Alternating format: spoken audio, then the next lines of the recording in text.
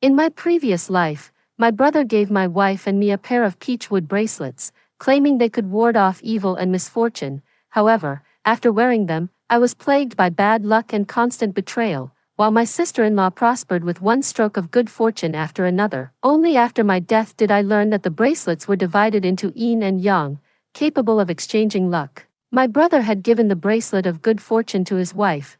When I opened my eyes again, it was the day my brother gave me the bracelet. I smiled and swapped the positions of the bracelets, this time ensuring that their family would not have an easy time. That peachwood bracelet had been on my wrist for a full 8 years, never leaving my side. On the day my brother gave it to me, he said he had obtained it from a temple, blessed and capable of warding off evil and disaster. I was so moved that I almost cried, feeling that my brother truly cared for me, since our parents passed away early. My brother had raised me. Whatever he said, I believed. Whatever he gave me, I treasured. But now, I float in midair, watching my own corpse lying on the bed, and seeing the bracelet slip off my wrist and roll to the ground. Then I notice a tiny yin character engraved on the inner side of the bracelet, which feels like a red-hot iron brand, scorching my entire soul. I rush to grab the bracelet, but my hand passes right through it. I kneel on the ground, staring intently at the character, and something in my mind suddenly explodes. Over the 8 years, all the grievances, all the whys, suddenly find their answers at this very moment. I recall that my sister-in-law also had an identical bracelet on her wrist. My brother said they were a pair, one for me and one for her, wishing our family peace and safety. After my sister-in-law put it on, her career soared smoothly. Rising from a small clerk to a department director, she won prizes in lotteries, took first place in raffles, and even found money on the street. As for me, after wearing the bracelet, I broke my arm on the first day I went out. During my recovery, my boyfriend broke up with me, saying he found someone more suitable. At work, even though it was my proposal, all the credit was stolen by my colleagues. The investment projects introduced by friends, others made money, but I lost everything. Later, when I started my own business, I failed 3 times in a row, accumulating a mountain of debt. Everyone said I had bad luck, that I was a jinx, and even I believed it. I became more and more reclusive, more and more self-deprecating, afraid to make friends, afraid to date, living like a shadow in my rental room, until I fell ill and couldn't even afford medical expenses, dying at the age of 30. Now I finally understand. It wasn't that I had bad luck, but that my luck was stolen by my own brother. He gave me a yin bracelet and gave the yang bracelet to his wife. Yin and yang attract each other, and luck flows between them. My good fortune being continuously drained and transferred to my sister-in-law. He rose higher and higher, while I fell deeper and deeper. Their good life built on my bones. I want to cry, but ghosts have no tears. I want to shout, but no one can hear. I could only relive this life over and over in the emptiness. I remembered my brother's gentle smile as he gave me the bracelet, the concealed triumph on my sister-in-law's face when she took it, and all those scenes of their family joyfully celebrating every new year, while I huddled alone in my rented room, eating instant noodles. So that's how it is. The hatred engulfed me like a tidal wave. If there's a next life, if I can start over again, I must. This thought hadn't even finished when my vision suddenly went white, as if a giant hand had yanked me back forcefully, spinning the world around me, and a sense of weightlessness gripped every inch of my being. There was a sharp buzzing in my ears, followed by increasingly clear voices. What are you spacing out for? Did you hear what your brother said? This voice, my heart suddenly tightened, and I opened my eyes abruptly, seeing a hand stretched out in front of me, holding 2 identical peachwood bracelets, glossy and smooth, exuding a faint woody fragrance. The hand had distinct knuckles, and a silver ring was worn on the middle finger. I was too familiar with it. It was my brother's hand. I slowly raised my head following that hand and saw a face that was 3 years younger. My brother Chen Jiangwo was smiling warmly at me, his eyes full of tenderness. He was wearing a navy blue polo shirt, his hair neatly combed, looking very spirited. I went to Nanshan Temple specially to get these, he said, holding the bracelets closer to me. The master there blessed them. They can ward off evil and disaster. One for you, one for your sister-in-law. You two are the most important people in our family. You have to stay safe and sound. the exact same words, the exact same scene. My fingers began to tremble. Chen Jiangwo noticed my strange expression and frowned. What's wrong? Not feeling well. I bit my tongue hard, the pain bringing me back to my senses. This isn't a dream, it's real. I've truly returned, back to 3 years ago, back to the day my brother gave me these fatal bracelets. All the memories of my previous life flooded into my mind like a breaking dam, terrifyingly clear. I could even remember every detail. This afternoon, my sister-in-law would return from her parents' home, see the bracelets, and be very happy. My brother would personally put the bracelets on my sister-in-law and me. From that moment on, my luck began to slowly drain away, like sand in an hourglass, silent and unstoppable. And now, these 2 bracelets were still lying in my brother's hand, not yet separated, not yet worn by different people. My gaze fell on the bracelet, and my breath suddenly stopped. On the inner side of the bracelet were 2 small engraved characters, one Yin and one Yang.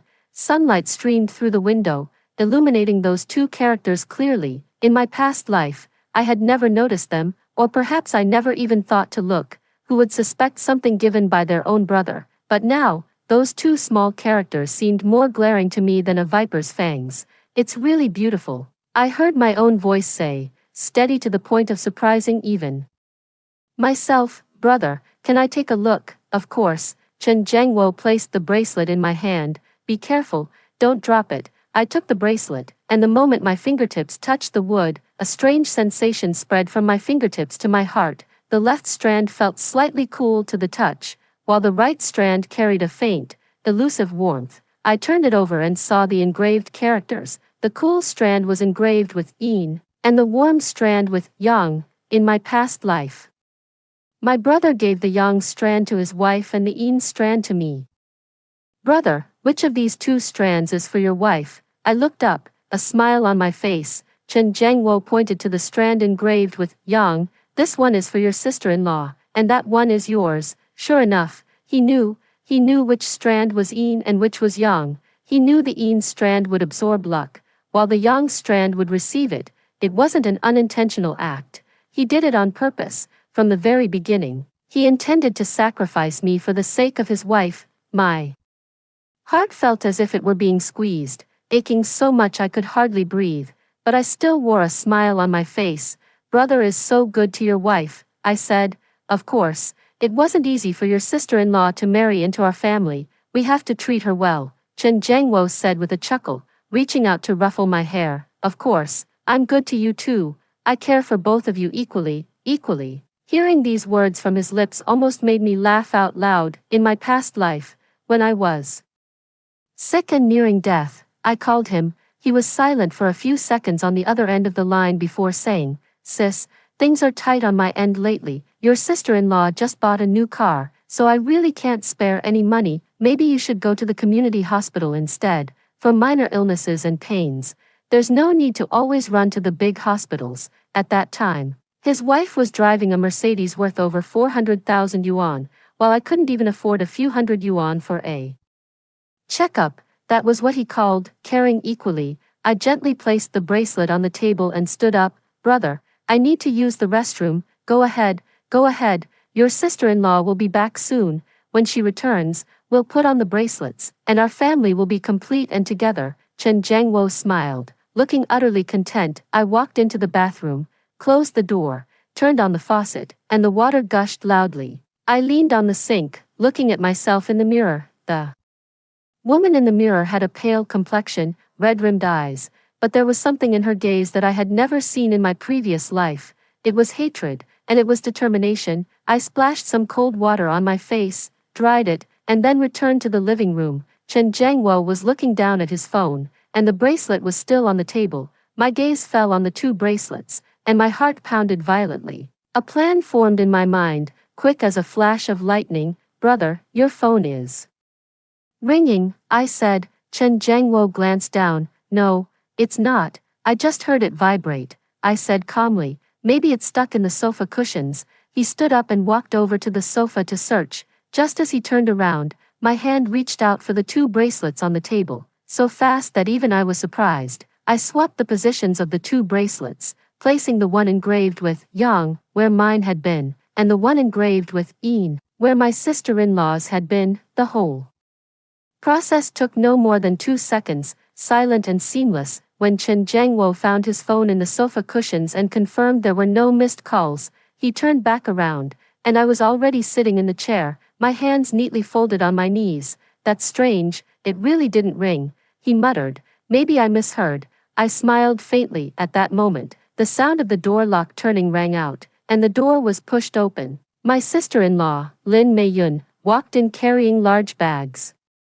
Her face smiling, a thin layer of sweat on her forehead. "Oh, it's so hot, the sun outside is brutal," she said, placing the bags by the entrance and changing her shoes before coming in. "Jiangwo, get me a glass of water." All right, he replied. Chen Jiangwo immediately scurried off to fetch the water. Lin Meiyun walked over to the coffee table and spotted the bracelets on the table at a glance. "What's this, for you, Meiyun?" Chen Jiangwo said, walking over with a glass of water. A broad smile on his face. "I got these peachwood bracelets from Nanshan Temple.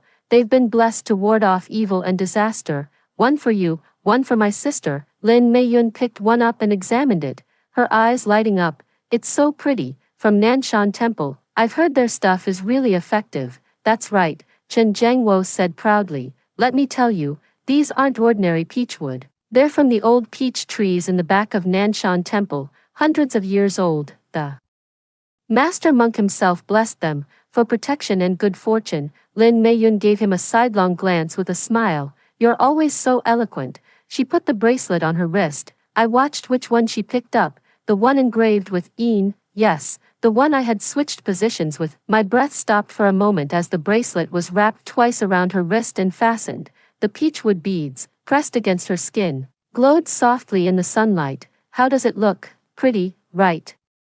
Lin Meiyun raised her wrist and shook it slightly. "Pretty, very pretty." Chen Jiangwo nodded repeatedly, then turned to me. "Sister, you wear one too." He picked up the remaining bracelet and handed it to me. I took it and flipped it over to look at the inside. A tiny character, Yang, was quietly engraved there. In my previous life, this character was engraved on my sister-in-law's bracelet, but in this life, it had come into my possession. I put on the bracelet. The moment the peachwood beads touched my skin, a warm sensation spread from my wrist, flowing through my veins and throughout my body. It wasn't hot, but warm, like drinking a mouthful of hot soup in winter, warming me from my throat all the way to my stomach. In my previous life, when I wore the "een" bracelet, I felt cold. That cold wasn't icy, but a bone-deep chill, as if someone had stuffed winter into the crevices of my bones. Back then, I thought that was normal and even comforted myself by saying that peachwood was naturally cool. It turns out that wasn't the case. The feeling was different from the very beginning. "It looks good," Chen Jiangwo said, looking at the bracelet on my wrist, his eyes flickering with a light I couldn't understand. "My sister looks good in anything." All right, stop flattering me." Lin Meiyun took a sip of water. "What are we having for dinner? I'm hungry." I'll cook." Chen Jiangwo immediately said. "You two just relax. Today you'll get to taste my cooking." He rolled up his sleeves and headed to the kitchen, and as he passed by Lin Meiyun, he kissed her on the forehead. Lin Meiyun laughed and pushed him playfully, her face full of coquetry. I watched this scene, where past and present overlapped. In my previous life, I thought their relationship was so good, so enviable. In this life, I looked at them and just wanted to laugh. The sounds of pots, pans, and dishes echoed from the kitchen, while Lin Meiyun sat on the sofa, scrolling through her phone. I sat at the dining table, gently turning my fingers. The beads of the peachwood bracelet on my wrist sliding one by one through my fingertips, smooth and warm. Suddenly, Lin Meiyun let out a questioning sound, and I looked up at her. She was touching her own wrist, her eyebrows slightly furrowed. "Why does this bracelet feel so cold?" Jiangwo said it's peachwood, but shouldn't peachwood be warm? My heart skipped a beat, but my expression remained unchanged. Maybe everyone's constitution is different. "It feels quite warm on me." Lin Meiyun glanced at me, then at my bracelet, and finally shrugged. "Maybe, it's fine, it's just a symbol anyway." She went back to looking at her phone. My fingers stopped turning the bracelet. She said it felt cold. In my previous life, when I felt cold, it was the same sensation. that chill starting from my wrist, gradually seeping into my bones, then spreading throughout my body, my entire life, and now, she was experiencing that feeling. That night, I sat in my room for a long time. The room was still. The same as it had been 3 years ago, with pink curtains, a white desk, and an old stuffed bear on the bedside. In my previous life, after I left this home, I never returned. The rented apartments became smaller and smaller, with fewer and fewer belongings, until eventually, there was only a suitcase and myself. I raised my wrist under the desk lamp and examined the bracelet closely. Each bead was polished smooth, with clear wood grain, and up close, a faint scent could be detected. The character, Yang, was deeply carved on the inside, as if done with a knife, stroke by stroke, with the edges of the stroke slightly blackened. Not sure if it was the natural color of the wood or something else. I closed my eyes, and memories from my previous life began to play automatically. I remembered breaking my arm after wearing this bracelet, spending a week in a cast at the hospital, and lying in bed for a month before it was removed. That day, my boyfriend Joe came to the hospital to pick me up. He stood at the door of the ward, his expression strange, as if he had something to say but couldn't bring himself to say it. I asked him what was wrong, and after a long silence, he said, "Chen Yan, I don't think we're right for each other." At the time, I thought it was my fault, that I was too unlucky, not good enough, that I didn't deserve him. Now I know, it wasn't that, it was the Een bracelet that had drained my luck, including my love luck. I remember work was the same. I worked at an advertising agency as a planner, slaving away for a month on a proposal, only for my colleague Zhang Yao to present it as her own and win Employee of the Year. When I went to the boss to complain, he said Zhang Yao was the project lead, and the proposal was a team effort. I wanted to quit, but rent was due, and my credit card was unpaid, so I had to endure. Now I know it wasn't that I wasn't working hard enough. My luck had been stolen, along with all my opportunities, recognition, and everything that should have been mine. I also recall an investment project a friend introduced me to, a restaurant chain brand. I invested 50,000 yuan, all my savings, and the brand owner absconded with the funds, leaving hundreds of franchisees across the country penniless. I went to the police station to report the fraud, and the officer taking my statement said it would be hard to recover the money. Standing outside the station, the sun was blazing, but I was shivering with cold. Now I understand that the cursed bracelet didn't just steal my luck, it also robbed me of my judgment, my foresight, and my ability to assess risks. One by one, everything made sense. I buried my face in my hands, my shoulders shaking uncontrollably, not from sadness, but from fury, the kind of anger that seeps from your bones, like magma churning beneath the surface, ready to erupt at any moment. My brother, my own flesh and blood, when our parents passed away, he held my hand and said, "Sister, I'll take care of you from now on." I was 12 then, he was 18, and I believed him. I believed every word he said. But how did he take care of me? He stole my luck and gave it to another woman, while I was struggling outside, breaking my head to make ends meet. He and Lin Meiyun were counting money at home. When I was abandoned by everyone, they were flaunting their happiness on social media. When I died in that cold rental apartment, they were probably celebrating their wedding anniversary at some restaurant. After the rage came an eerie calm, like the surface of the sea after a storm, calm on the outside but with undercurrents swirling beneath. I lifted my head, wiped the corners of my eyes, opened my phone, and tapped on the Notes app. My past life's memories were a treasure trove. I remembered every person who had stepped on me, every opportunity they had stolen, every pitfall that had left me battered and bruised. I remembered every key moment, every pivotal figure, and every major event about to unfold. I started typing. The first thing, next week, a major client would visit our company to discuss a partnership. In my previous life, Zhang Yao had snatched this client, using it as a springboard for her promotion. This time, I would get to them first. The second thing, in 3 months, my brother would meet a man named Zhao Ming through a friend. Zhao Ming would present a project that seemed guaranteed to make a profit, and my brother would invest all his savings in my past life. Zhao Ming absconded with the funds, leaving my brother penniless. Back then, my bracelet hadn't fallen off yet, and my luck hadn't been completely drained. I actually felt sorry for him and withdrew my own savings to fill the hole. Now, I wish I could slap my past self. This time, not only would I not help him, but I would also ensure Zhao Ming squeezed even more money out of him. I wanted him to taste what it felt like to be used as a stepping stone. The third thing, 6 months. From now, Lin Meiyun's company will have an opportunity for an overseas training assignment, with only one spot available. In my previous life, her competitor withdrew voluntarily due to a family emergency, and he secured the spot effortlessly. In this life, I will make sure that competitor coincidentally learns about this news in advance, giving them ample time to prepare. The fourth thing. My typing speed is getting faster and faster, and the words on the screen are multiplying. Each line is like a knife, every one of them a blade they stabbed into me. Now, I am gathering these knives one by one, sharpening them even more, ready to return them. The light from my phone screen reflects on my face, and I see my own reflection. The corners of my mouth are upturned. I finally stopped at 2 in the morning. The Notes app was densely filled with over a dozen entries, from the most recent events to those 3 years from now. Each one clearly recorded. I stood up and walked to the window.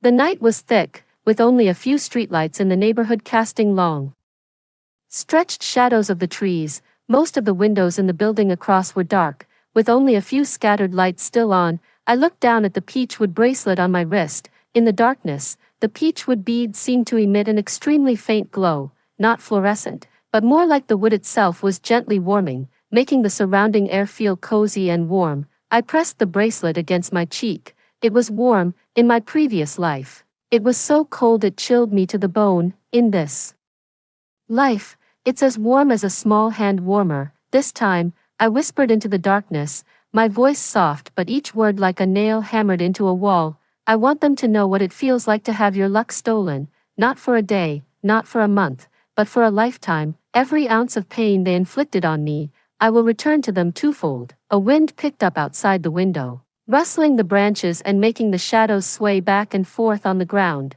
I stood by the window for a long time, until a sliver of dawn began to break on the eastern horizon. A new day was about to begin, and a new fate was about to unfold. I lay back on the bed, closed my eyes, and felt the bracelet against my wrist. My pulse throbbed rhythmically, merging with the warmth of the peachwood beads, as if it were some ancient consciousness. Just as I was drifting off to sleep, a thought suddenly struck me. In my previous life, after I died, I saw the character Ian carved on the bracelet, but I never saw my brother's face, nor did I see his expression when he learned of my death. I didn't know if he would be sad, if he would regret it, or if he would remember in the dead of night that he still had a sister, but none of that mattered now, because whether he regretted it or not, I had no intention of forgiving him, not a single one of them. I turned over and fell into a deep sleep. The bracelet glowed quietly on my wrist, like a star in the night sky, faint but unwavering. When I woke up the next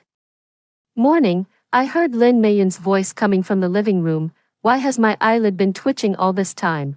They say the left eye twitching means fortune, the right eye means disaster. Mine's the right eye. Could something bad happen? Then came Chen Jiangwo's voice. Oh, don't be so superstitious. You just didn't sleep well. I made porridge. Come and have some. I sat up and glanced at the peachwood bracelet on my wrist. Right eye twitching means disaster. Lin Meiyun, you guessed right. Your disaster has only just begun. On the morning my sister-in-law said her right eye twitching meant disaster, I didn't say a word. I sat at the dining table and quietly finished my bowl of porridge. Chen Jiangwo had made century egg and lean meat porridge. The rice grains were cooked until they bloomed. The shredded meat was finely cut, and a layer of vibrant green scallions was sprinkled on top. In my previous life, I loved his porridge the most, thinking it tasted like home. Now, as I drank it, every mouthful tasted like blood. Lin Meiyun rubbed her eyelid while drinking her porridge, her brows furrowed so tightly they could crush a fly. No, this twitching is driving me crazy. Jiangwo, take a look. Is my right eyelid really twitching? Chen Jiangwo leaned in and stared for a long time. It seems like it is. What do you mean, seems like? Lin Meiyun pushed her bowl aside. I'm telling you, my mom always said a twitching right eye is a bad omen. I need to be careful when I go out today. All right, don't scare yourself. Chen Jiangwo quickly soothed her. At worst, just stay home today. No, I have to go to the bank to deposit money. the gift money from yesterday is still at home. It's not safe to leave it here. Lin Meiyun stood up and went back to her room to change. Gift money. I remembered, a few days ago, one of Lin Meiyun's cousins on her mother's side got married, and she went back for the wedding, receiving many red envelopes from relatives. In my previous life, she deposited every last cent of that money into the bank. That money later became the startup capital for her and Chen Jiangwo's investment in Zhao Ming's project. This time, I watched Lin Meiyun walk out of the bedroom carrying her bag, having changed into a bright red dress with vividly painted lips. She had this quirk: the more guilty she felt, the more ostentatiously she dressed, as if trying to scare away bad luck with the color red. I'm heading out, she said, walking to the entryway to change her shoes. Suddenly, she glanced back at me. Yenna, aren't you going out today? I replied. I'll go out for a stroll in a bit, then keep an eye on your brother for me, don't let him play games all the time. With that, Lin Meiyun pushed the door open and left. Before the sound of the door closing had even faded, Chen Jiangwo pulled out his phone, sank into the sofa, and opened his mobile game. The game's sound effects chimed and clattered. He slumped into the cushions, his face wearing an almost obsessive focus. I cleared the dishes, washed and dried my hands, then changed into a simple white t-shirt and jeans. I tied my hair into a ponytail, slung my bag over my shoulder, and headed out. As I passed through the living room, Chen Jiangwo didn't even look up. Come back early, he said. I acknowledged him with a sound. The moment the door closed behind me, I took a deep breath. The summer air was warm and stuffy, carrying the scent of fried dough sticks wafting up from the breakfast shop downstairs. The sunlight shone brightly on the ground, shrinking my shadow into a small, compact shape. The peachwood bracelet on my wrist felt warm to the touch. I raised my hand to look at it. Under the sunlight, the peachwood beads had lightened slightly, their wood grain winding like flowing water. The character, Yang, on the inner side pressed against the skin of my wrist, as if imprinted there. I lowered my hand and walked toward the bus stop. Today, I was going to meet someone. In my past life, I had never taken the initiative to meet him. It was only later, when he approached our company for a project, that I got to know him. By then, I had already lost most of my luck to the bracelet. On the day we met, I was half an hour late and hadn't prepared the proposal properly, leaving him with a terrible impression. Later, that project was taken by another company, and I missed an opportunity that could have turned my life around. That man is Zhou Zhengyuan, the founder of Zhengyuan Investment, and everyone in the industry calls him Mr. Zhou. His influence in the local business world ranks among the top 3, and the resources he holds can make a small company take off overnight. In my previous life, after missing him, every time I saw his name in the news, it felt like someone was twisting my heart. This time, I want to find him before he finds our company. I know he will be at the Guanlan Tea House in the city center at 2 p.m. today, not because I have any special channels, but because in my previous life, I once heard a colleague gossip that Mr.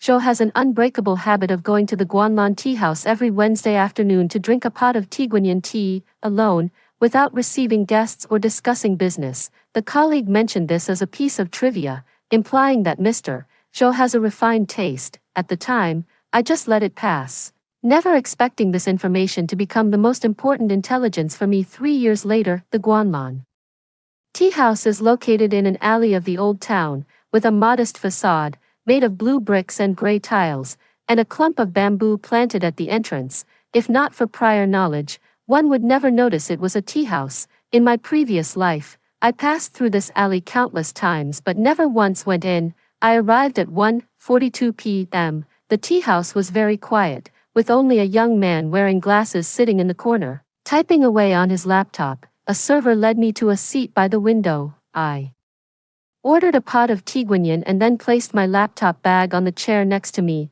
spread out a book, and assumed the posture of waiting for someone. At 1:50, the door was pushed open, and a middle-aged man in a dark gray linen shirt walked in, holding a folding fan. His steps neither hurried nor slow. He was not very tall, with a lean build, very short hair, and some gray at the temples. He looked neat and tidy, with bright eyes. Zhou Zhengyuan. My heart skipped half a beat, but my expression remained unchanged. I lowered my head to continue reading, but my peripheral vision followed him. He sat down at a position diagonally across from me, took the tea menu from the server, glanced at it without looking, and said, "The usual, of course, Mr. Zhou." The server replied with a smile, clearly recognizing him, and then retreated. Soon, a pot of tea guanyin was brought over, along with 2 plates of tea snacks. Zhou Zhengyuan poured the first infusion into the tea tray without drinking it. And only after the second infusion did he pick up the cup, first smelling it, then taking a small sip. The entire process was unhurried, as if performing some kind of ritual. I didn't approach him to talk. Now was not the right time. I know too well what kind of person he is. He hates being disturbed the most. In my previous life, the reason I left a bad impression on him wasn't just because of my tardiness and poor proposal, but more so because I was in a hurry to explain when I was late. Disrupting his tea-drinking rhythm, later, when he spoke of me to others, he used a word, impetuous. This time, I want him to take notice of me on his own, so I quietly read my book and quietly drank my tea. My phone rang twice during this time, and I directly declined the calls without answering, one of which was from Chen Jiangwo. After hanging up, I sent him a message, out, not convenient to answer, at 3 o'clock. Zhou Zhengyuan got up to use the restroom. On his way back, he passed by my table and paused for a moment because the book spread open on my desk was The Tea War. In my previous life, I had never read this book, but I had specifically sought it out to read it, all for today. I knew Zhou Zhengyuan had studied tea culture, and this book was widely regarded as a classic in the field. A young woman reading The Tea War in a tea house was enough to catch his attention. Sure enough, he stopped and glanced down at the book cover. "This is a good book," he said, his voice low and slightly hoarse. I looked up, feigning surprise as if I had just noticed him, and smiled. "A friend recommended it, said it was very well written. I just started reading it and don't quite understand it yet." I closed the book slightly. "It's written by a Taiwanese author." He pointed to the chapter about Wui Mountain inside the book.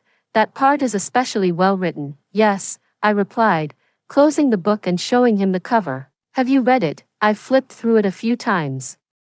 He sat down across from me without asking for my permission, as if it were the most natural thing to do. "You're quite young to be interested in this. My elders at home love drinking tea, so I guess I've been influenced by them." I poured him a cup of tea, my movements gentle and silent. "But this book talks more about what's behind tea, trade, politics, culture. It's quite interesting." Zhou Zhengyuan glanced at me. His gaze was different from the one in my previous life. Back then, it had been filled with disappointment and impatience, but this time, it was curiosity. "What do you do for work?" "Advertising planning," I said, "but I studied marketing in college, with a minor in cultural industries." He picked up the tea I had poured for him and took a sip. "Then why didn't you go into the cultural industry?" I paused for a second. No one had asked me this question in my previous life, and I had never thought about it, but now, I needed an answer, one that would make him remember me. "I used to be too impatient, couldn't do things well," I said, twisting the peachwood bracelet on my wrist. "Now, I think it's good to slow down a bit." Zhou Zhengyuan didn't speak, but his expression changed. It was a subtle shift, one I wouldn't have noticed if I hadn't spent my previous life reading people. It was a change from just chatting to, "This is interesting." He took another sip of tea and set down his cup. "What's your name?" "Chen Yan," he repeated, then stood up. "This pot of tea is on me. Next time you come to Guanlan, bring a different tea book. Reading the same one all the time gets boring." With that, he smiled, turned around, and returned to his seat. I sat there, my heart pounding wildly, my fingers gripping the teacup so tightly my nails turned white, but I didn't look back at him. Instead, I reopened the book and continued reading, as if the conversation had just been casual small talk between two strangers. At 4:30, Zhou Zhengyuan got up to leave. As he passed by me, he placed a business card on my table. The white card had only 2 lines, "Zhengyuan Investment, Zhou Zhengyuan," followed by a phone number. He said nothing, pushed the door open, and left. I picked up the card, looked at the front, then the back, and carefully tucked it into a compartment in my bag. When I left the tea house, the sun was already setting in the west. The bamboo in the alley rustled in the wind, and the shadows on the ground stretched long. Standing at the entrance of the alley, I took a deep breath. The first step was done. By the time I got home, dusk had fallen. Before I even entered, I could hear Lin Meiyun's voice from inside, sharp and urgent, like a cat whose tail had been stepped on. How many times have I said it? I kept that bag in my hands, right under my eyes. How could it just disappear? I pushed the door open, and the scene in the living room almost made me laugh. Lin Meiyun was sitting on the sofa, her bright red dress wrinkled, her hair disheveled, and her makeup half smudged. Spread out in front of her were a pile of things, an empty wallet, scattered bank cards, and a few supermarket receipts. Chen Jiangwo was crouched in front of her, his face filled with anxiety. What happened? I asked, changing my shoes and walking in. Yenner, you're finally back. Chen Jiangwo stood up, his face scrunched up. Your sister-in-law went to the bank to deposit money, but when she got there, she found the money in her bag was gone, over 20,000 yuan, all gone. What do you mean, gone? I sat down across from Lin Meiyun. Lin Meiyun looked up at me, her eyes red as if she had been crying. I don't know either. I clearly put the money in my bag, and the zipper in the compartment was properly closed. I took a bus ride, and when I got off, my bag was still in my hand. When I opened it at the bank counter, the money was gone. Was it crowded on the bus? Yes. It was packed to the brim, Lin Meiyun said, getting anxious again. But the bag was always in my hands. I was holding the straps with both hands. It's impossible for someone to unzip it and steal the money, unless... She suddenly stopped talking. Unless what? I asked. Lin Meiyun bit her lip, her eyes flickering. Unless I didn't put the money in when I left the house. But I clearly did. I remember it clearly. 68 100 yuan bills, and some loose change, totaling 20,300 yuan. I put it in a brown paper envelope. Chen Jiangwo sighed beside her, suggesting to report it to the police. But Meiyun, 20,000 yuan is no small amount. What's the use of reporting it? Lin Meiyun suddenly shouted at him. There were so many people on the bus. Who knows who stole it? Even if we report it, the money won't come back. His outburst left Chen Jiangwo stunned. He stood there, his mouth opening and closing, but no words came out. I looked at Lin Meiyun, her right eyelid still twitching. In my previous life, these 20,000 yuan was safely deposited in the bank, becoming the starting capital for her and Chen Jiangwo's investment in Zhao Ming's project. This time, the money was stolen on the bus. It wasn't a coincidence, it was the effect of the cursed bracelet on her wrist. The cursed bracelet absorbs luck, starting from the smallest things. First, it's money, then opportunities, then people's hearts, step by step, until it drains a person completely. That's how I was drained in my previous life. Forget it, losing money is a small price to avoid disaster. Chen Jiangwo finally found his voice, trying to cheer up and comfort Lin Meiyun. The money can be earned again, as long as you're safe, right, girl? He turned to look at me, as if seeking support. I nodded. Brother is right, safety is the most important. Lin Meiyun shot me a strange glance. There was no gratitude, no grievance in her eyes, only an indefinable emotion, part suspicion, part jealousy. Where did your daughter go today? She suddenly asked. Out for a stroll, then reading at a tea house. A tea house? Lin Meiyun raised her eyebrows. When did you start going to tea houses? Those places aren't cheap, are they? A friend recommended it. It's okay. What friend? I looked at her. Her makeup was smudged, her eyeliner smeared into 2 dark circles, making her look a bit disheveled. But when she asked that question, there was a familiar shrewdness in her eyes. In my previous life, she was the same. No matter how she was doing, she always kept an eye on me, interrogating me about everything, who my friends were, how much money I spent, how my job was going, whether I had found someone. The more she asked, the more I felt like a bird trapped in a cage. Back then, I thought she was concerned about me, but now I know she was just making sure her source of good fortune was still there, just an ordinary friend. I stood up. I'm going back to my room. I'm a bit tired. Hey, Chen Jiangwo called out to me, his expression hesitant.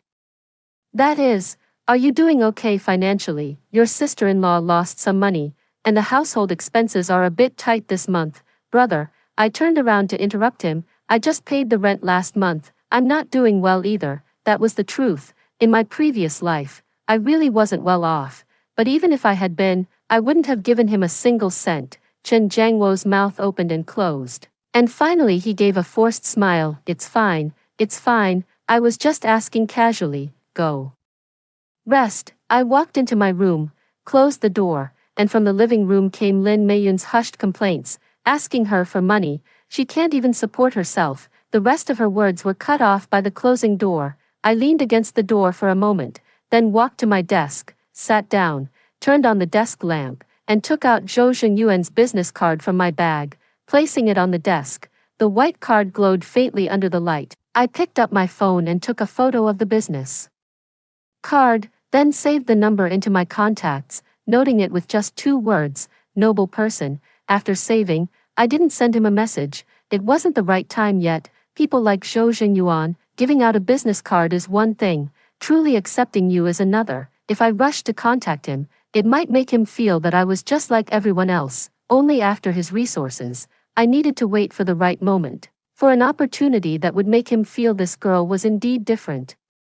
That opportunity would come soon. I remember very clearly that in my previous life, around this time, Zhou Zhengyuan's Zhengyuan investment encountered a problem. Their investment in a cultural and creative park project was stuck due to positioning issues, with disagreements between the partners and investors, causing the project to be suspended for 3 months, resulting in significant losses. Later, Zhou Zhengyuan mentioned this incident at a dinner, saying that if someone had proposed a solution that satisfied both parties, he would have been willing to pay 3 times the price. At that time, he had drunk quite a bit and his tone carried regret. In my previous life, I later saw that solution in an industry report. It was proposed by a young planner who had just graduated, using a brand new hybrid model of cultural experience and community commerce, breaking the traditional single business model of cultural and creative parks. That young man became famous overnight and was recruited by Zhou Zhengyuan to his company, rising to the position of vice president within 3 years. Now, that young man hadn't yet proposed his solution. It would only be born 3 months from now. I opened my computer and created a new document, the cursor blinking on the screen. I started typing, slowly reconstructing the framework of the solution from my previous life's memory, every positioning strategy, each business mix, every operational model. I remembered them all. In my previous life, I had read that report over 20 times. Back then, I had just missed the chance with Zhou Zhengyuan, regretting it so much that I couldn't sleep at night, repeatedly reading the report on his company's successful cases, as if licking a wound that would never heal. Little did I know that those sleepless nights would become my weapon today. I typed until 1 in the morning, and the document had already reached over 8,000 words, from market analysis to business planning, from investment return cycles to risk control. It was complete enough to present directly. When saving the document, I named it the Wu Tongli Cultural Creative Park Proposal. Wu Tongli was the name of Zhou Zhengyuan's stalled project. Closing the laptop, I rubbed my tired eyes, and the peachwood bracelet on my wrist quietly emitted a warm, gentle light under the desk lamp. I touched the beads, and warmth spread from my fingertips. Soon, I told myself in my heart, just wait a little longer, and I'll appear when he needs me the most. Over the next few days, the atmosphere at home became increasingly subtle. After Lin Meiyun lost her money, it was as if Pandora's box had been opened. First, her credit card was fraudulently charged for 2,000 yuan, and after checking, it turned out to be an online purchase with a delivery address in a city she had never even heard of. She argued with the bank over the phone for 2 days, and eventually, the bank said they were investigating and told her to wait. Then came her job. She worked as an administrative supervisor at a garment factory, having held the position steadily for several years. But just 4 days after losing her money, the factory suddenly notified her that the administrative department was being restructured, and her position was being merged, asking her to wait at home for further notice.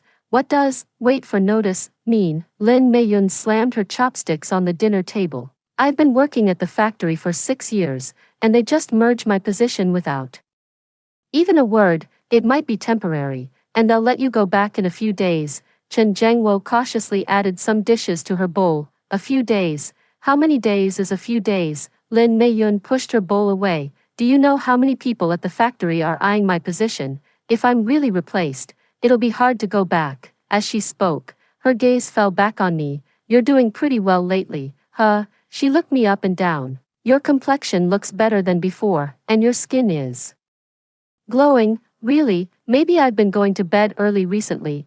I picked up a piece of green vegetable and chewed slowly. How's your job? Any changes? She asked. It's okay, same as usual, same as usual. Good. She smiled, but the smile didn't reach her eyes. Same as usual is a blessing. I didn't respond that night. I heard her arguing with Chen Jiangwo in the bedroom. Their voices were low, but the house had poor soundproofing, so I could hear bits and pieces. Do you think there's something wrong with that bracelet? Ever since I put it on, nothing good has happened to me. What are you talking about? It was from Nanshan Temple, blessed by a monk. Then why is she fine wearing it? Look at her. Her complexion is rosy, like she's a different person. Keep your voice down. Don't let Anaya hear. Let her hear. I'm telling you, Chen Jiangwo. I feel like there's something off about this bracelet. Did you give her the good one? How could that be? The one I gave you is yours. I made it clear. Then tell me why I'm so unlucky. After a moment of silence, Chen Jiangwo's voice came again, barely audible. Maybe you could swap bracelets with Anaya for a few days. My heart tightened at the thought. Swap? How could I bring that up? Lin Meiyun's voice was filled with dissatisfaction. You gave it to her yourself. Now you want it back. She'd be suspicious if you did. Just say your bracelet is a bit loose and ask her to wear it for you for a few days. All right.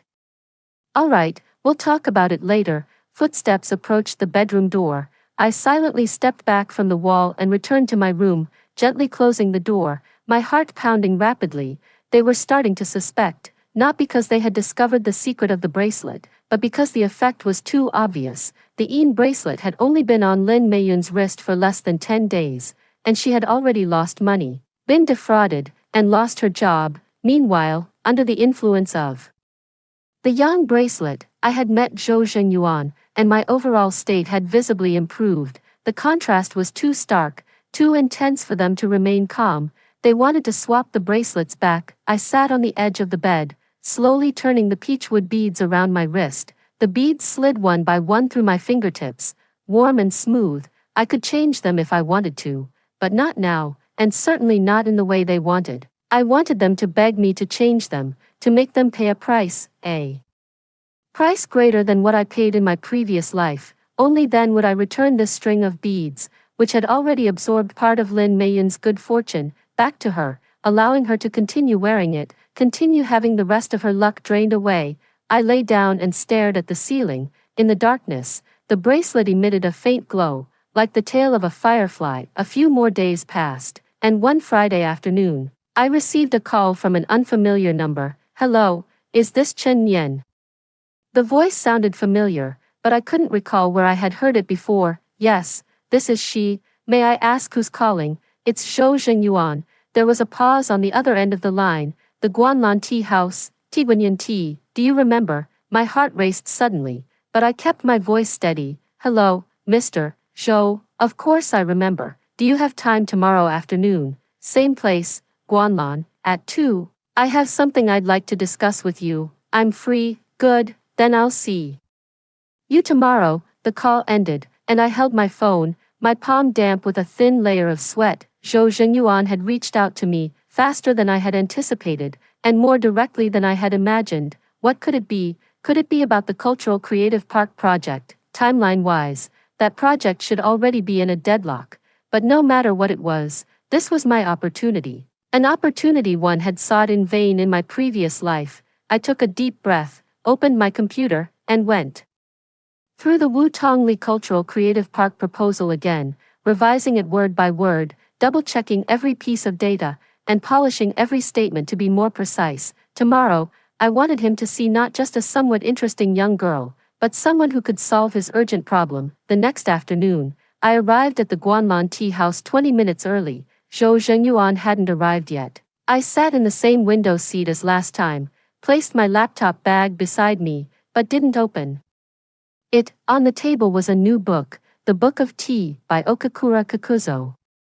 At 1:58, the door opened, and Zhou Zhengyuan walked in, still wearing a dark gray linen shirt, still carrying a folding fan. He saw me, nodded slightly, and walked straight over, sitting down across from me. You're early. Just arrived a moment ago. I said. He glanced at the book on the table.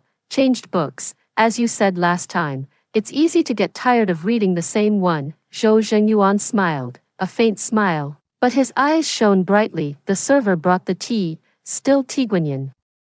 He poured the first infusion, discarded it, then divided the second infusion into 2 cups, pushing one toward me. Chen Nian.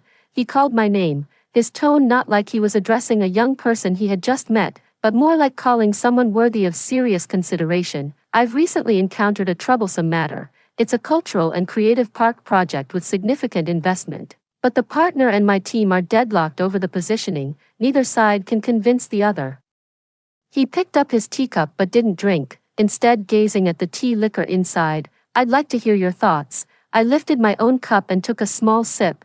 The orchid fragrance of the Tiguanyin unfolded on the tip of my tongue, carrying a slight sweetness. Then I set down the cup, opened my computer bag, and pulled out the printed proposal. Mr. Zhou, I said, the project you mentioned, could it possibly be called Wutongli? Zhou Zhenyuan's hand holding the teacup paused slightly. Zhou Zhenyuan asked me to go to Zhenyuan Investment on Monday, and on Monday, I went. I woke up at 7 in the morning, washed my hair, dried it, and tied it into a low ponytail. I rummaged through the wardrobe for a long time and finally chose a white shirt and a pair of black suit pants. The shirt was bought on sale last year and I had never brought myself to wear it. The pants were a bit too long, so I took up the hem with needle and thread. The stitches were crooked, but they were hidden when let down. The woman in the mirror looked fairly spirited, her eyes bright, her skin noticeably better than in my previous life. The yang bracelet had been on my wrist for nearly 2 weeks, and my whole state was like jade that had been polished anew, faintly glowing. I took a deep breath in front of the mirror, then went out. Zhenyuan Investment was on the 18th floor of an office building in the city center. Occupying the entire floor, the reception area featured a massive marble wall engraved with the characters Zhenyuan, painted in gold lacquer, dazzling under the spotlights. The receptionist wore a gray professional suit, her hair impeccably coiled, smiling to reveal 8 teeth. Hello, do you have an appointment, Mr. Zhou asked me to come. My name is Chen Nian. She looked down to check her computer, and the smile on her face instantly sweetened by another 3 degrees. Miss Chen, hello. President Zhou has already instructed me. Please wait a moment, I'll take you there. Right away, she walked ahead in high heels, her steps fast and steady. I followed behind her, passing through a long corridor. On both sides of the corridor were transparent glass conference rooms where people were having meetings, with dense writing covering the whiteboards. As we passed the pantry, the sound of the coffee machine's steam mixed with voices floated out. Zhou Zhenyuan's office was at the end of the corridor. The receptionist knocked 3 times and then pushed the door open. President Zhou, Miss Chen is here. I walked in. Zhou Zhenyuan's office was simpler than I had imagined. A large solid wood desk, a black leather chair, and behind it, an entire wall of bookshelves. The shelves were not only filled with books but also with tea canisters, purple clay teapots, a few stones, and an old photograph framed and mounted. The floor-to-ceiling windows were large, with sunlight covering most of the floor. Zhou Zhenyuan sat behind the desk, wearing a pair of reading glasses, reading documents. He glanced up at me, took off his glasses, and pointed to the chair opposite. Sit. I sat down. The leather surface of the chair was cool against my back. He pushed a document on the desk towards me. Take a look first. This is a letter of intent for employment. The logo of Zhenyuan Investment was printed in the top left corner, red, like a seal. I flipped it open and read line by line. The position was assistant project manager, with a 3-month probation period. The salary section was blank, left unfilled. Fill in the salary yourself, Zhou Zhenyuan said. Write down whatever you think you're worth. I looked at the blank space, but I didn't pick up the pen. In my previous life, I had interviewed countless times, and every time discussing salary was the most uncomfortable part. You give a number, the other person frowns, and you start to feel insecure, thinking you've asked for too much. Then they say they'll get back to you, and you wait, but most of the time, there's no news. Later, I learned to be smarter, asking for less and less, just enough to pay rent and eat. But even then, opportunities slipped through my fingers like sand. Now Zhou Zhenyuan is letting me fill it in myself. Mr. Zhou, I closed the letter of intent. Let me make it clear to you first. I've never worked in commercial real estate, I've never led a project. And the highest position on my resume is as a planning specialist at an advertising agency. You're asking me to fill in my own salary expectation. If I set it too high, you'll think I'm overestimating myself. If I set it too low, I'll be shortchanging myself. So it's better for you to decide. Zhou Zhengyuan leaned back in his chair, tapping his fingers on the armrest twice. You're quite straightforward. It's not about being straightforward. It's about knowing my own worth. He looked at me for a few seconds, then picked up a pen and wrote a number in the salary section of the letter of intent. Before sliding it back to me, I glanced down. 12,000, more than double what I earned at the advertising agency in my previous life. 12,000 during the probation period. After becoming a regular employee, we'll adjust it based on performance, Zhou Zhengyuan said. You wrote the proposal for the Wutongli project, so I plan to have you involved in the early stage execution of this project. You won't be the project manager, but you'll be doing the work of one. Do well, and your salary will double. Do poorly. He paused. If you do poorly, you can always go back to advertising planning. I picked up the letter of intent and slowly, stroke by stroke, signed my name in the signature section. Thank you, Mr. Zhou. Don't thank me. Thank yourself. You'll officially start next Monday. Take these 2 days to review the Wutongli materials. I'll have my secretary email them to you. He pressed a button on the desk phone. Xiaoyang, compile the Wutongli materials and send them to Chen Yan's email. A voice came from the other end of the line. Yes, Mr. Zhou. I stood up and was heading toward the door when Zhou Zhengyuan's voice came from behind me. Chen Yan. I turned around. He looked at me over the top of his reading glasses, his eyes narrowing slightly. Don't take off that bracelet. I was taken aback. The way you were spinning the bracelet in the tea house last time. You might not have noticed it yourself, he said. You spin the bracelet when you're nervous. There will be plenty of times to feel nervous after you join the company. It's good to have something to fidget with. He lowered his head and continued reading the documents. I walked out of the office and gently closed the door. The corridor was well air-conditioned, and the cold air made tiny goosebumps rise on my arms. I turned the bracelet, and the beads felt warm, sliding one by one across my fingertips. He had noticed my habit of turning the bracelet in the tea room, something I hadn't even been aware of myself. He had noticed. This person observed people more closely than I had imagined. When I got home, Lin Meiyun was crying in the living room. It wasn't the quiet kind of sobbing, but loud, wailing cries. She was sprawled over the arm of the sofa, her shoulders heaving, her cries sharp and loud, like a rusty saw cutting through wood. A pile of used tissues was stacked on the coffee table, and several more were scattered on the floor. Chen Jiangwo was squatting beside her, one hand patting her back, his face looking as if he had swallowed a fly. What happened? I asked, changing my shoes and walking in. Chen Jiangwo looked up, a bitter smile on his face. The factory officially notified us. They're laying her off. The severance pay is only 3 months' basic salary, half of what the law requires. Your sister-in-law isn't satisfied, so she went to the union, but they said they can't do anything. She went to the labor bureau, and they said they need to mediate first. With the appointment scheduled for next month, Lin Meiyun suddenly lifted her head, her eyes swollen like walnuts. I've worked at that factory for 6 years, and they're giving me just 3 months' basic salary. That's like sending off a beggar. After saying this, she buried her face again and cried even louder, the sound so powerful that it seemed to make the chandelier in the living room shake. I went to the kitchen, poured a cup of water, and brought it over, placing it on the coffee table. Lin Meiyun didn't drink it, she just kept crying. Is there anything else? I asked Chen Jiangwo. His Adam's apple moved as he swallowed. The bank also called. They've figured out the previous case of fraudulent charges. It was a purchase on an overseas website,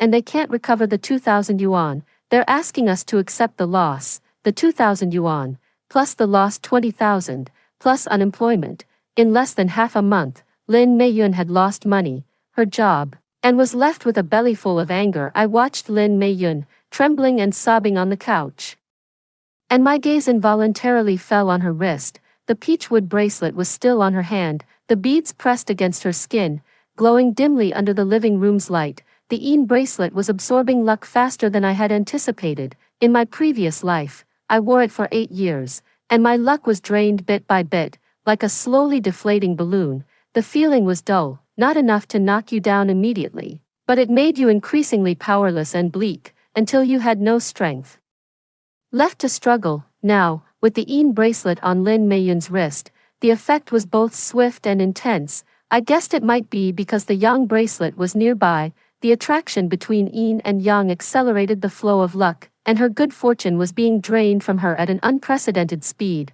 flowing toward me with the Yang bracelet. Yenner, Lin Meiyun suddenly stopped crying. She looked up at me, her eyes and nose red, her face smeared with tears and snot. "How's your job going?" she asked. It was the same question again. "It's okay," I said.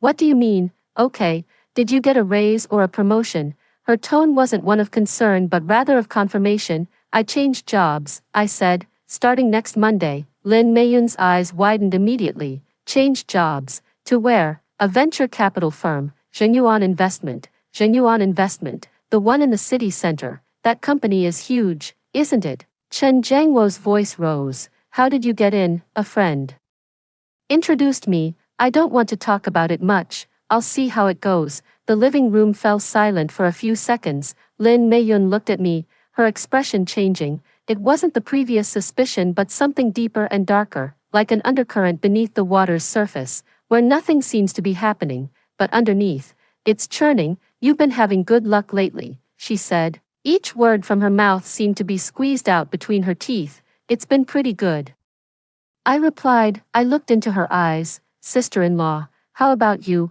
How have you been lately?" Her expression changed. It wasn't turning pale or red, but a vague, indescribable grayness, as if someone had draped a thin veil of ash over her face, covering all her radiance. She forced a smile, which looked worse than crying. "Can't you see?" She raised her wrist, and the peachwood bracelet swayed on her arm. "Ever since I put on this crappy bracelet, I haven't had a single stroke of good luck." Suddenly, she yanked hard at the bracelet, trying to pull the beads off her wrist. The string holding the beads was made of cowhide, very elastic. After a few tugs that didn't break it, a red mark was left on her wrist. "Meiyun," Chen Jiangwo quickly grabbed her hand. "What are you doing? I don't want to wear it anymore." Lin Meiyun screamed. "This thing is cursed. Ever since I put it on, I've lost money, lost my job, and my bank account got hacked. You told me it was blessed with what? Bad luck, maybe." "Don't talk nonsense. It was from Nanshan Temple." "Nanshan Temple? You went to Nanshan Temple to get 2 bracelets, so why is hers warm, and mine cold?" Lin Meiyun pointed at me, her fingers trembling. "Ask her yourself." She said hers feels warm, but the first day I wore it, it felt icy cold, like it was freezing through my bones. Chen Jiangwo's face turned pale in an instant. He looked at me, his lips moving as if he wanted to say something, but no words came out. I sat there, slowly turning the bracelet on my wrist, the beads sliding one by one through my fingertips.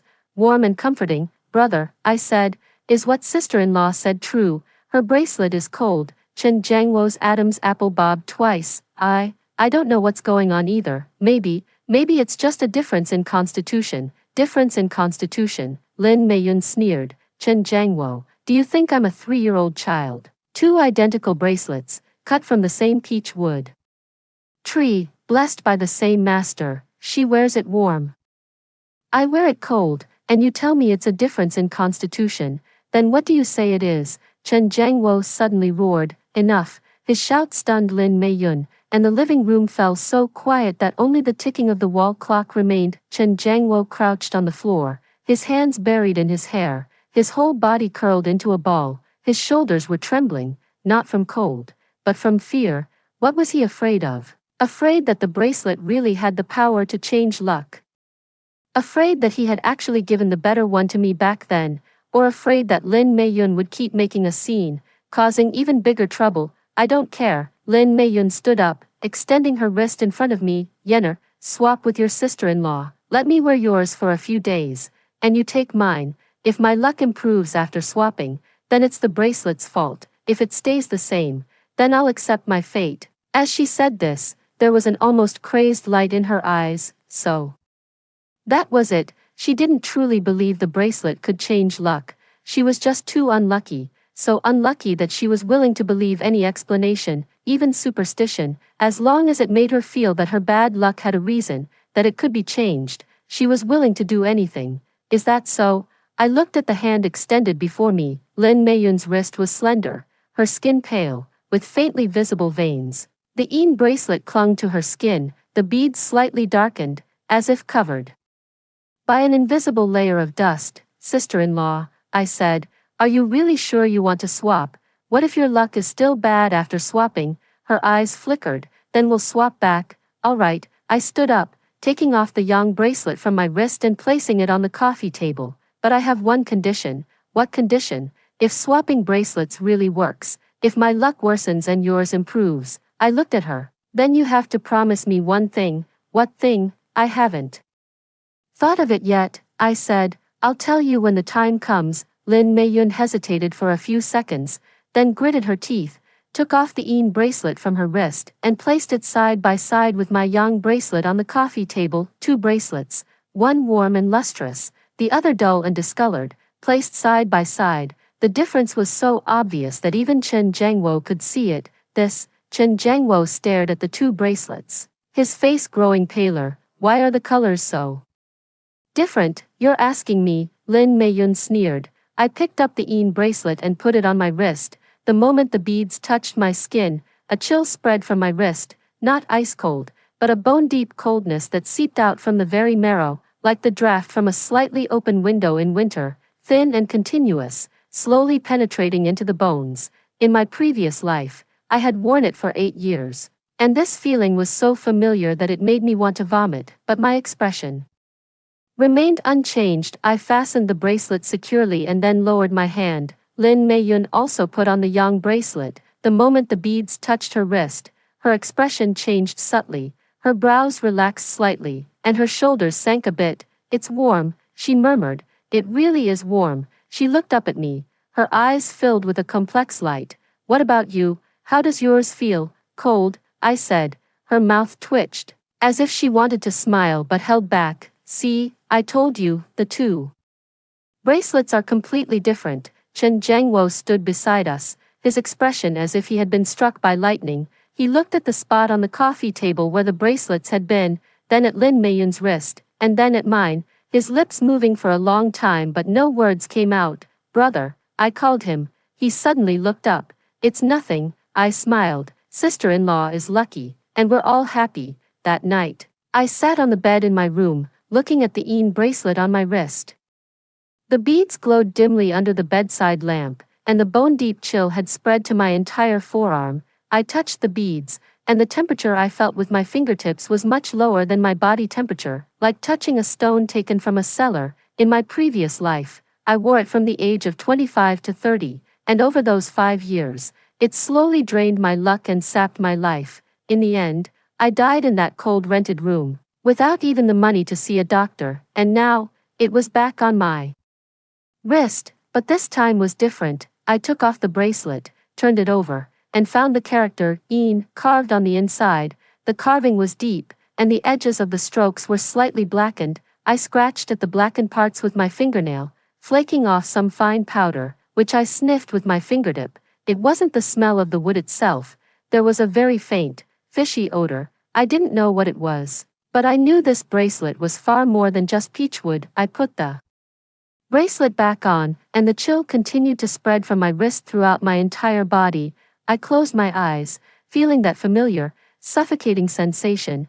Then I opened my eyes, turned on my computer, and started working. Zhou Zhengyuan's secretary had already sent the materials for Wutong Lane to my email, a total of 37 files, from the project proposal to every version of the design plan. From market research reports to correspondence with partners, I opened them one by one, reading page by page. The chill spread through my body, but my focus sharpened instead, because I knew this chill wouldn't stay with me forever. Lin Meiyun is now wearing the Yang bracelet, feeling warmth and believing her luck has improved. She will find a new job, encounter small strokes of good fortune, and think the bracelet truly works. She will believe the Yang bracelet is hers, but she doesn't know that the Yang bracelet is called Yang, not only because it can receive luck but also because it can double the luck it has already absorbed. Yin and Yang attract each other. The Yin bracelet absorbs luck, while the yang bracelet receives it, but when the two bracelets remain close for an extended period, the direction of luck flow reverses. The yang bracelet will return the previously absorbed luck,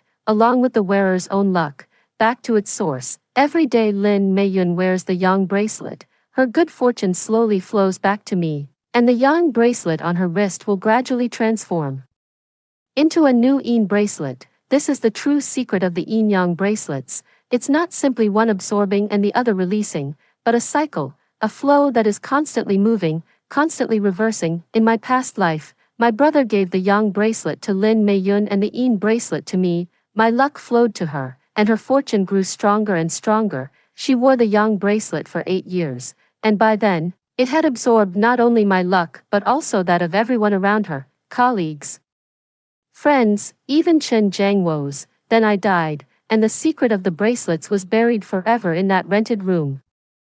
In this life, I swapped the positions of the two bracelets, but that was only the first step. The second step was to make her beg to exchange the bracelets herself, to willingly put the yin bracelet back on her wrist and return the yang bracelet to me. That step was completed today. The third step is to wait until the yang bracelet has been worn on her wrist long enough for the direction of luck flow to begin reversing. By then, the yang bracelet she wears will reverse absorb all the luck it previously took, along with her own, and return it all to me, and she will fall even harder than I did in my past life. I at least lived for 8 years in my previous life. She might not even last 8 months. I finished reading the third document on Wudong Lane, took some notes, and then shut down my computer. Outside the window, it was completely dark, and the neighborhood had quieted down. With only the occasional distant bark of a dog, I lay down, the yin bracelet on my wrist pressed against my pulse. The chill was still spreading, but my heart was warm, because I knew this yin bracelet wouldn't stay on my wrist for much longer. Eventually, it would return to Lin Meiyun's hand, not because I forced her to wear it, but because she begged for it herself. I closed my eyes, and in the darkness, the beads on my wrist seemed to tremble slightly, very faintly, like a heartbeat or some ancient mechanism slowly tightening. The day after I got the bracelet back, I woke up naturally. When I opened my eyes, sunlight had already spilled across half the bed through the curtains, warm and cozy, as if someone had folded the autumn sun into the quilt. I lifted my wrist and glanced at it. The yang bracelet lay quietly against my skin, the beads smooth and glowing, with the character, yang, on the inner side faintly visible in the morning light. I pressed the bracelet to my cheek. It was warm, a warmth that seeped from deep within the beads, flowing through my veins and spreading throughout my body, gradually dissolving the chill left by the yin bracelet from yesterday. It was like a frozen person finally taking a sip of hot soup, warming from the throat all the way down to the stomach, and then to every limb. I lay in bed for a while before getting up. While brushing my teeth, I looked in the mirror. My complexion was much better than yesterday, and my eyes looked brighter. The yang bracelet had been on my wrist for less than 24 hours, and my entire state was already starting to bounce back. As for Lin Meiyun, I spat out the toothpaste, rinsed my mouth, and dried my face with a towel. A series of clattering sounds came from the living room, as if someone was rummaging through cabinets. I walked out to find Lin Meiyun squatting in front of the TV cabinet, all the drawers pulled open, their contents scattered on the floor: receipts, remote controls, old phone cases, long-expired coupons. A messy pile at her feet. "Sister-in-law, what are you looking for?" She looked up, her complexion not great, with dark circles under her eyes as if she hadn't slept well last night. "My pearl necklace is missing, the freshwater pearl one your brother bought me last month, the one that cost over 2,000. Did I leave it in the bedroom? I've searched everywhere, but it's not there." She stood up, hands on her hips, scanning the living room. "I saw it just yesterday, and today it's gone. Isn't that strange?" I glanced at the yang bracelet on her wrist. It was even duller than yesterday, lying against her skin like a string of ordinary wooden beads, with no shine at all. "Keep looking, maybe you just put it somewhere without thinking," I said. Lin Meiyun ignored me and continued squatting down to rummage through the drawers. I walked into the kitchen and poured myself a glass of warm water. Through the kitchen window, I could see the exterior wall of the building opposite. A large patch of plaster had peeled off, revealing the gray concrete underneath, like a huge scar. Halfway through drinking the water, my phone rang. "Zhou Zhengyuan, Chen Yan. His voice was as low as ever, with a hint of hoarseness. Can you come to the office early today? There's a situation with the Wutongli project. The partners' representatives suddenly said they're pulling out. There's a meeting at 10. Come and listen in. Okay, I'll head out right away. After hanging up, I went back to my room to change. A white shirt, black suit pants, the same outfit I wore on my first day at work. As I passed through the living room, Lin Meiyun was still crouched in front of the TV cabinet, stuffing the scattered items back one by one, muttering to herself, "Sis, I'm heading out."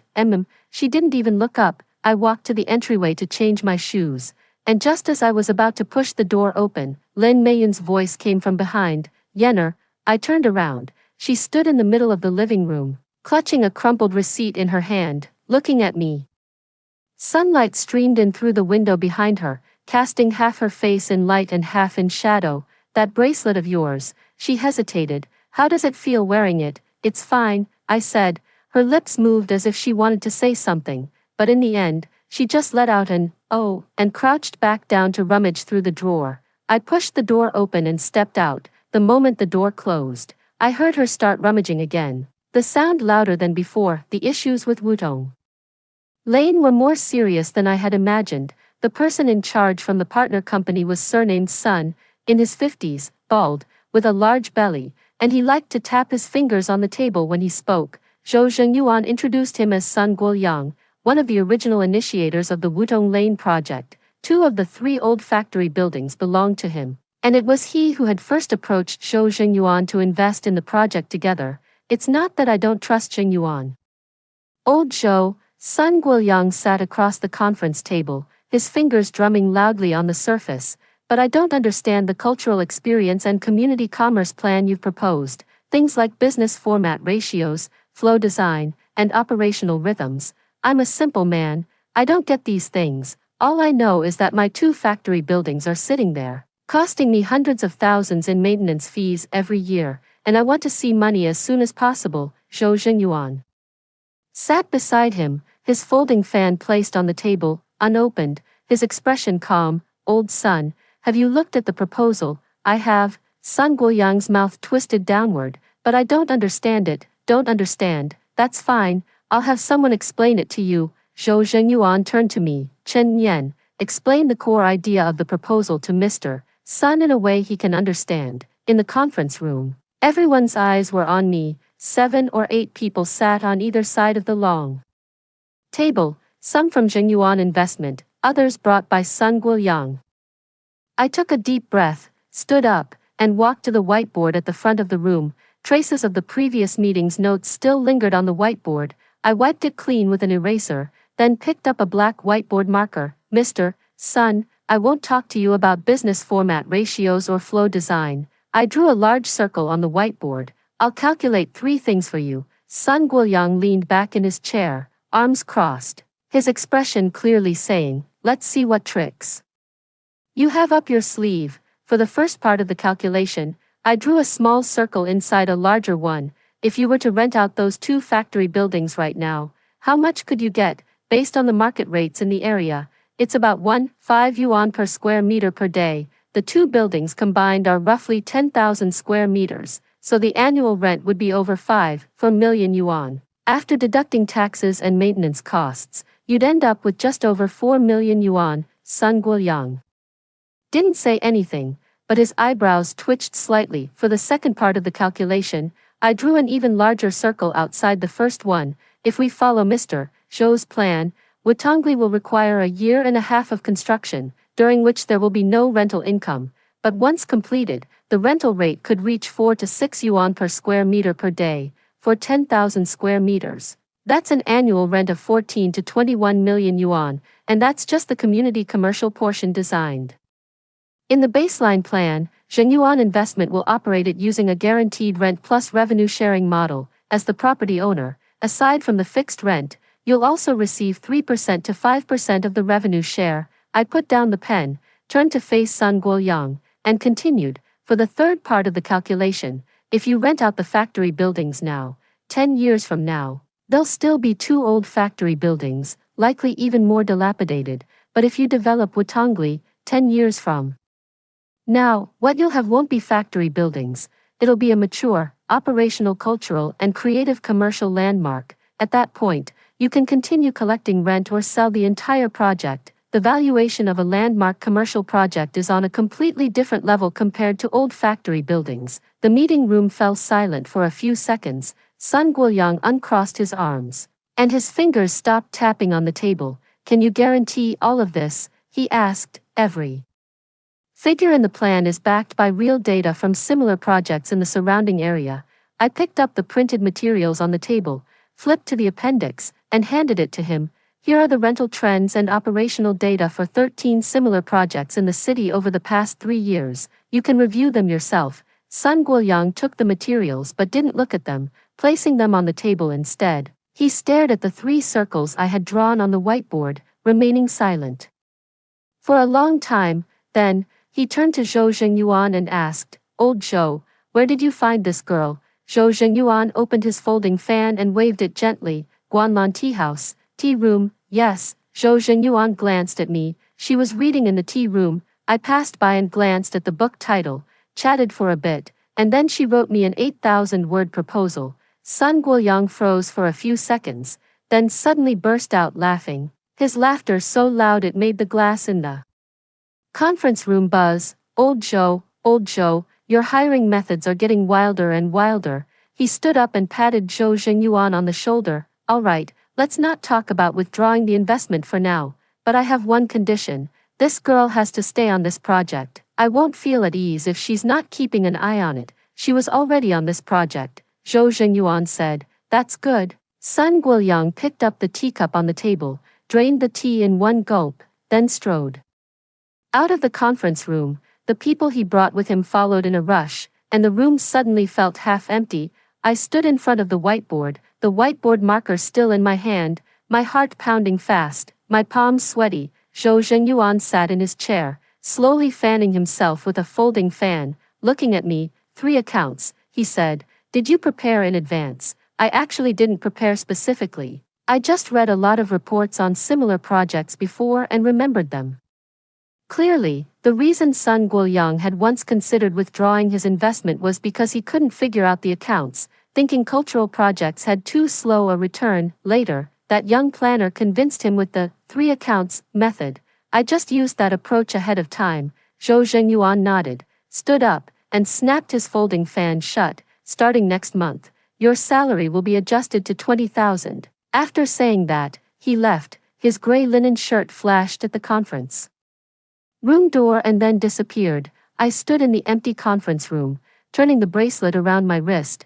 The beads were warm, sliding one by one through my fingertips. That evening when I returned home, just as I reached the door, I heard an argument inside. Lin Meiyun's voice was sharp and high-pitched, like nails scraping across a blackboard. Chen Jiangwo, are you crazy? 500,000 yuan. You've mortgaged the house to invest in a project you've never even seen. I pushed the door open. In the living room, Chen Jiangwo sat on the sofa, his hands clutching his head, his whole body hunched over. Lin Meiyun stood in front of him, clutching a stack of papers, her face flushed red. On the coffee table were several documents with the cover titled, Greenfield Ecological Agriculture Project Investment Agreement. Yenner, you're just in time. Lin Meiyun saw me and handed the stack of papers to me as if I were a savior. Look at what your brother has done. He's mortgaged the house, borrowed 500,000 yuan, and invested it in some project called Greenfield Agriculture. Do you think he's gone mad?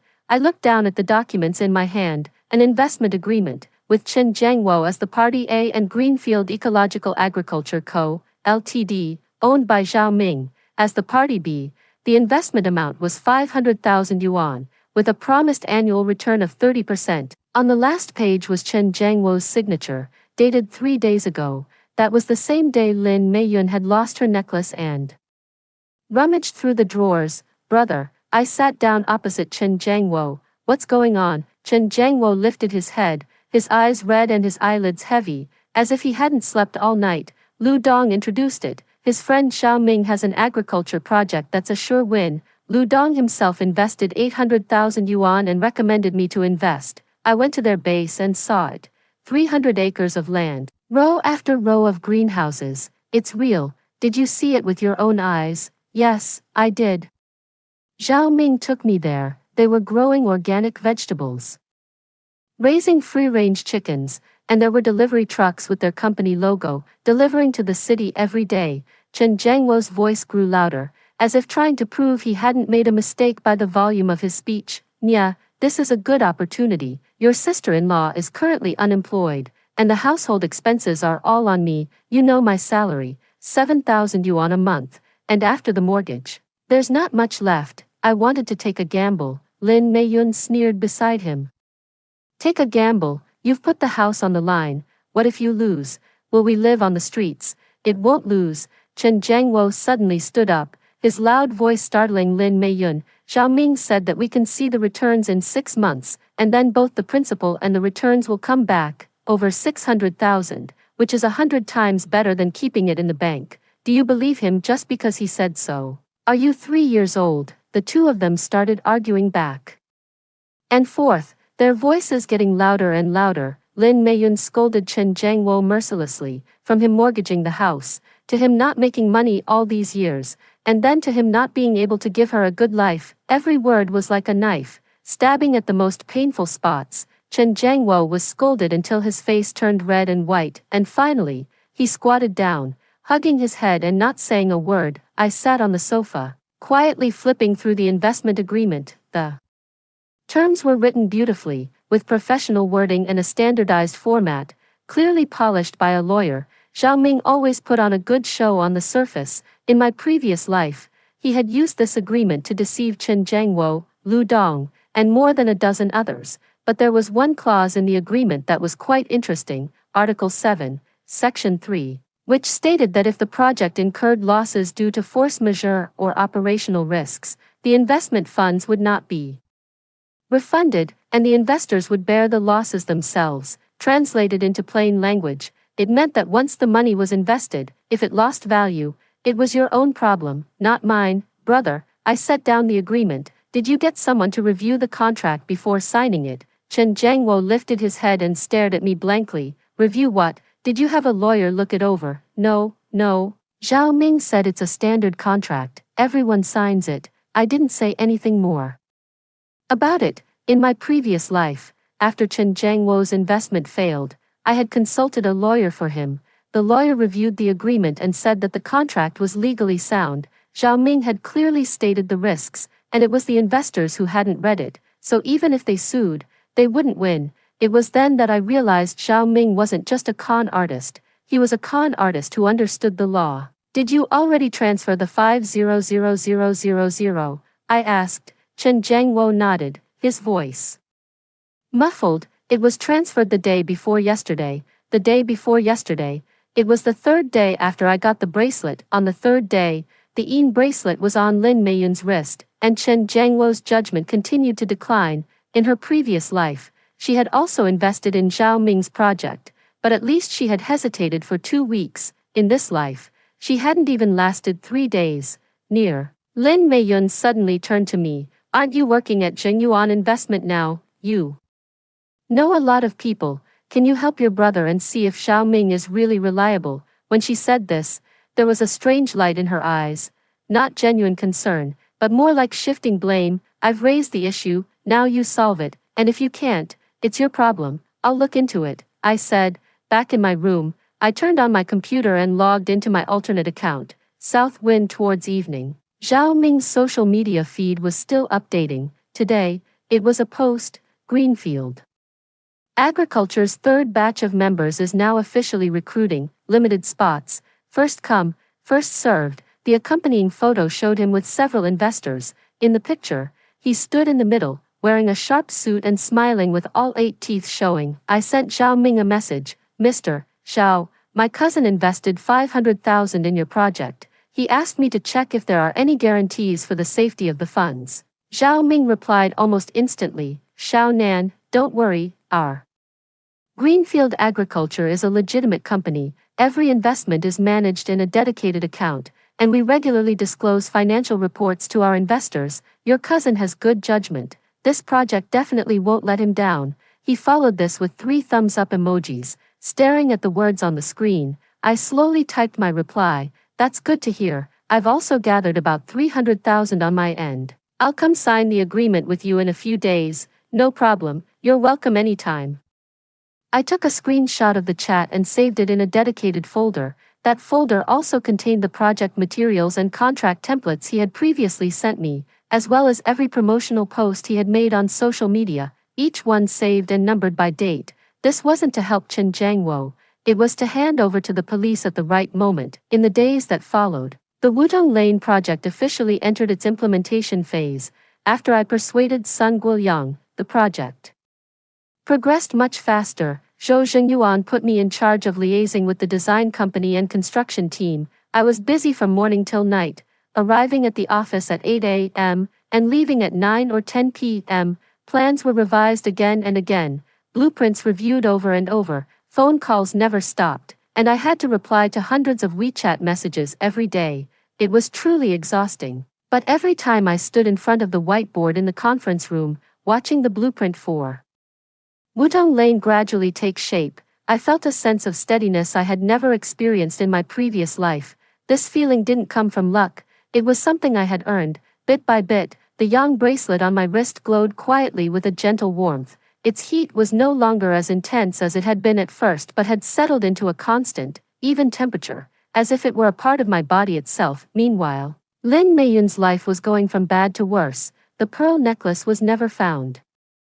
Soon after, a cousin from her mother's side asked to borrow money, saying they wanted to start a business. Unable to refuse, she lent them 30,000 yuan, only for the cousin to disappear with the money. Phone unreachable, WeChat blocked. She went to the police station to file a report, but the officers said it was a civil dispute and advised her to seek legal recourse. With the 30,000 yuan, plus the 20,000 she had lost earlier and the 2,000 that was fraudulently spent, over 50,000 yuan had vanished in less than a month. Her temper grew worse by the day. Although she had always been domineering at home, she had at least maintained the facade of a virtuous sister-in-law. Now, she couldn't even be bothered to pretend. She stopped cooking, refused to mop the floors, and let clothes pile up in the washing machine until they reeked, spending all day lying on the sofa scrolling through her phone. Whenever she saw others flaunting their happiness online, she would curse, throw her phone onto the sofa, then roll over and keep scrolling. Every day when Chen Jiangwo returned home from work, he was met with a cold stove, a cold kitchen, and a wife full of resentment. He started coming home later and later. One night, I came home from working overtime and immediately smelled something burning. In the kitchen, Lin Meiyun had boiled a pot of water to cook noodles but had gotten so absorbed in scrolling through her phone on the sofa that she forgot about it. The water had boiled dry, the bottom of the pot had burned through, and the entire kitchen was filled with smoke. Chen Jiangwo rushed in, turned off the stove, and threw the charred pot into the sink, where it hissed loudly. "Can't you watch what you're cooking?" he yelled. "You're yelling at me." Lin Meiyun sprang up from the sofa, her voice even louder. "I'm already miserable enough staying home all day, and now you're yelling at me. If you could just earn more money, would I be this miserable? I don't earn enough. I even mortgaged the house to make money. What more do you want? You call that making money? That's throwing money away. You gave 500,000 yuan to a scammer, and you have the nerve to say that." The two of them stood facing each other in the smoke-filled kitchen, shouting so loudly that the motion sensor light in the hallway turned on. I walked back to my room and closed the door. Even through the door, their arguing still reached my ears. I turned on my computer and continued reviewing the construction blueprints for Wudong Lane. The lines on the screen were dense and intricate, and I checked them one by one, marking any issues in red and writing down revision notes. Gradually, the arguing outside grew quieter, followed by the sound of the front door slamming shut. Someone had left. I paused, twisting the peachwood bracelet on my wrist. The beads were warm to the touch, each one sliding smoothly under my fingertips. It was time to reel in Zhao Ming. The next morning, I sent Zhao Ming a message using the Nanfeng Xiangwan account. "Mr. Zhao, my cousin told me yesterday that he wants to increase his investment, but he's still a bit concerned about the security of the funds. Could you send me the company's official bank account information? He'd prefer to transfer the money directly to the corporate account rather than a personal one." Zhao Ming replied quickly, "No problem. Our greenfield agriculture always uses corporate accounts. Everything is formal and transparent." Hold on a moment, I'll have the finance department send you the account details. In less than 5 minutes, an account information document stamped with an official seal was sent over. The account name was Lilly Ecological Agriculture Co., Ltd., and the bank where the account was opened was a small local bank. I bundled this account information together with all the chat records, project materials, and contract templates I had previously collected into a folder. Then I dialed a phone number. Hello, is this the Economic Crime Investigation Brigade of the Municipal Public Security Bureau? I want to report a project suspected of illegal fundraising. The project is called Lilly Ecological Agriculture, and the person in charge is Zhao Ming. The person on the other end asked me to leave my contact information, saying that someone would get in touch with me. After hanging up the phone, I leaned back in my chair and looked out the window at the sky. The clouds were low and gray, as if it was about to rain. In my previous life, when Zhao Ming absconded with the funds, some of the defrauded investors jumped to their deaths. It wasn't Chen Jiangwo, but another middle-aged man who had invested his entire fortune. The news reported it, but it was quickly overshadowed by other news, and Zhao Ming has been at large ever since. This time, he won't get away. My phone rang again. This time it was Chen Jiangwo. Nyer. His voice sounded very off, trembling. I can't get through to Zhao Ming's phone, and the office of Lilly Agriculture is closed, and I can't reach Lu Dong either. Nyer, is he? He didn't finish, but it wasn't necessary. Brother, where are you? I asked. At the door of Lilly Agriculture's office, his voice sounded like someone was choking him. There's a seal on the door. Wait there for me to come over. I hung up the phone, grabbed my bag, and headed out. As I passed through the living room, Lin Meiyun was still lying on the sofa, scrolling through her phone. She glanced up at me. Why are you going to find my brother? What does he want now? What trouble has he gotten into?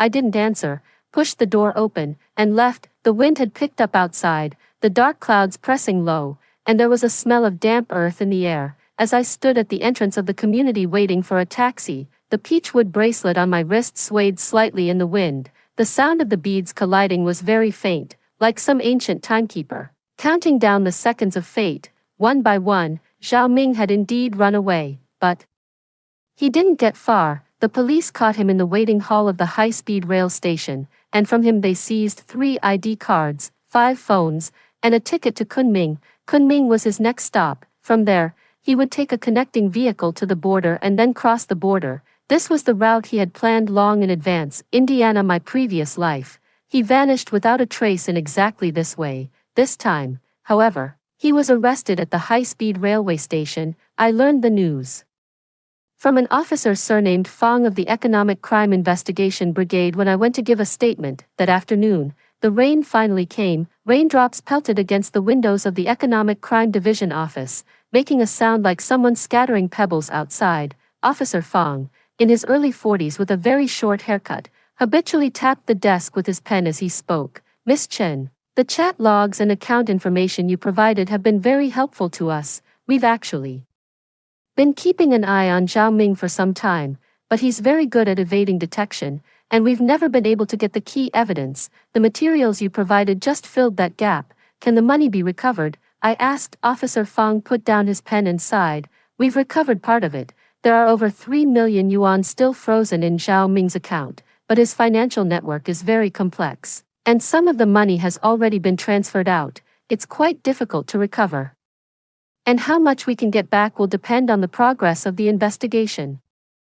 3 million yuan, the total amount Zhao Ming had defrauded exceeded 10 million yuan, and these 3 million was what hadn't been transferred out yet. My brother invested 500,000 yuan, I said. Your brother is Chen Jiangwo, right? Officer Fong flipped through the case files. His 500,000 yuan was transferred through the bank, and there's a record. After the accounts were frozen, if it's returned proportionally, he should be able to get back around 200,000 yuan. 200,000 yuan. He invested 500,000, got back 200,000, net loss of 300,000, but this was already good news. In my previous life, Chen Jiangwo hadn't gotten back a single penny. As I left the Economic Crime Division, the rain was still falling. I held a black umbrella and stood by the roadside waiting for a car. Rainwater trickled down the umbrella ribs and pooled at my feet. I turned the bracelet and the beads. wet from the rain vapor, felt cool to the touch, but the side against my wrist was still warm. My phone rang. It wasn't Chen Jiangwo, it was Zhou Zhengyuan. Chen Nian, construction at Wutongli will officially begin next week, and you'll be in charge of the groundbreaking ceremony. The scale doesn't need to be too high, but it should have a sense of ceremony. He paused. Sun Guoyang specifically asked for you to host it. He said he can understand you when you speak. Got it, Mr. Zhou. I'll send you the plan tomorrow. After hanging up, I looked up at the sky. The clouds were heavy, but a faint light was already breaking through the western horizon, and the rain was about to stop.